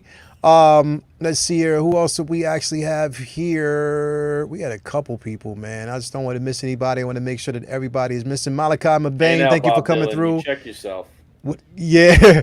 Charlie Higgins is in the building. Let's see here. Who else we got? My man Arlo came through. When are we going to bring back Bob Dylan's quizzes, by the way? He said, I guess he's taking some time off. He's trying to formulate all of them. So I guess Bob is going to bring them back. We just got to wait and see it when. Hopefully. So what we really mean, he's just fucking slacking. Yeah, he's slacking right now. But Bob, come through for us, bro. We need them quizzes again. Aiden Loftus is in the building. Arlo, a.k.a. Spirit Child, my boy and best friend. Thank you for coming through. Let's see who else we got. We got 6 scale reviews that came through. Thank you for coming through. Always a pleasure. See you guys again. But yes, it's been a very interesting show. What do you say? I'm slammed until next summer. Next summer. All right. Well, we'll wait till next summer. Definitely wait till next summer to see it coming through. So yes, I cannot wait. But again, thanks everybody for tuning in. No, hold up. I'm gonna interrupt you. What's Happy birthday, brother. Happy birthday. Happy birthday, man. Thank you very much. I do appreciate that. Thanks for all the birthday wishes. It's been such a great day. It's been a great weekend. I am 48 years young, 2 years away from playing chess and barbershops. Young boy. So, yes, let's go. Always. You're almost ready to be a Scooby-Doo villain. Nah, I'm right there. Yeah, right. You're right there, bro. You're right there. I'm 2 years behind you, man. I'm 2 years behind you. I'm right there. Jokes. I'll be 46 in January. It's all good. Hey, I'm older than all you guys. How old are you, Joe? 49 in November. Bro, you don't even look a day over 38. Young as hell. That's what I was thinking too. Damn. Young, dog. Bro, you hold it up though, bro. You hold it well, bro. Definitely hold it well. And that's what I'm saying. That's where all the nostalgia comes from. That's why we can have these conversations, because we know this shit all day. You know what I mean? We need to, we got to teach. Are we having a conversation about age right now when KG's over here with his voice cracking? Leave that boy alone, man. Hey, he spent an entire year filling up on Zendaya. Give the boy some credits. Yeah. Give him some credit. He's got the fountain of youth over there where we're all like cracking and peeling. Yeah, man, right. I'm like, hell yeah. Hey, he's learning from us old whippersnappers. Hey, so again, tune in. Thank you guys for coming through. It's always a pleasure. As always, stay positive, stay focused. It's a community for nothing but collectors and pop culture and all that good stuff. So yes, I enjoyed y'all coming through, and as always, peace, love, and just be positive and don't eat meat. Shit. Don't let him lie to you. Don't eat meat. Me and did nothing wrong.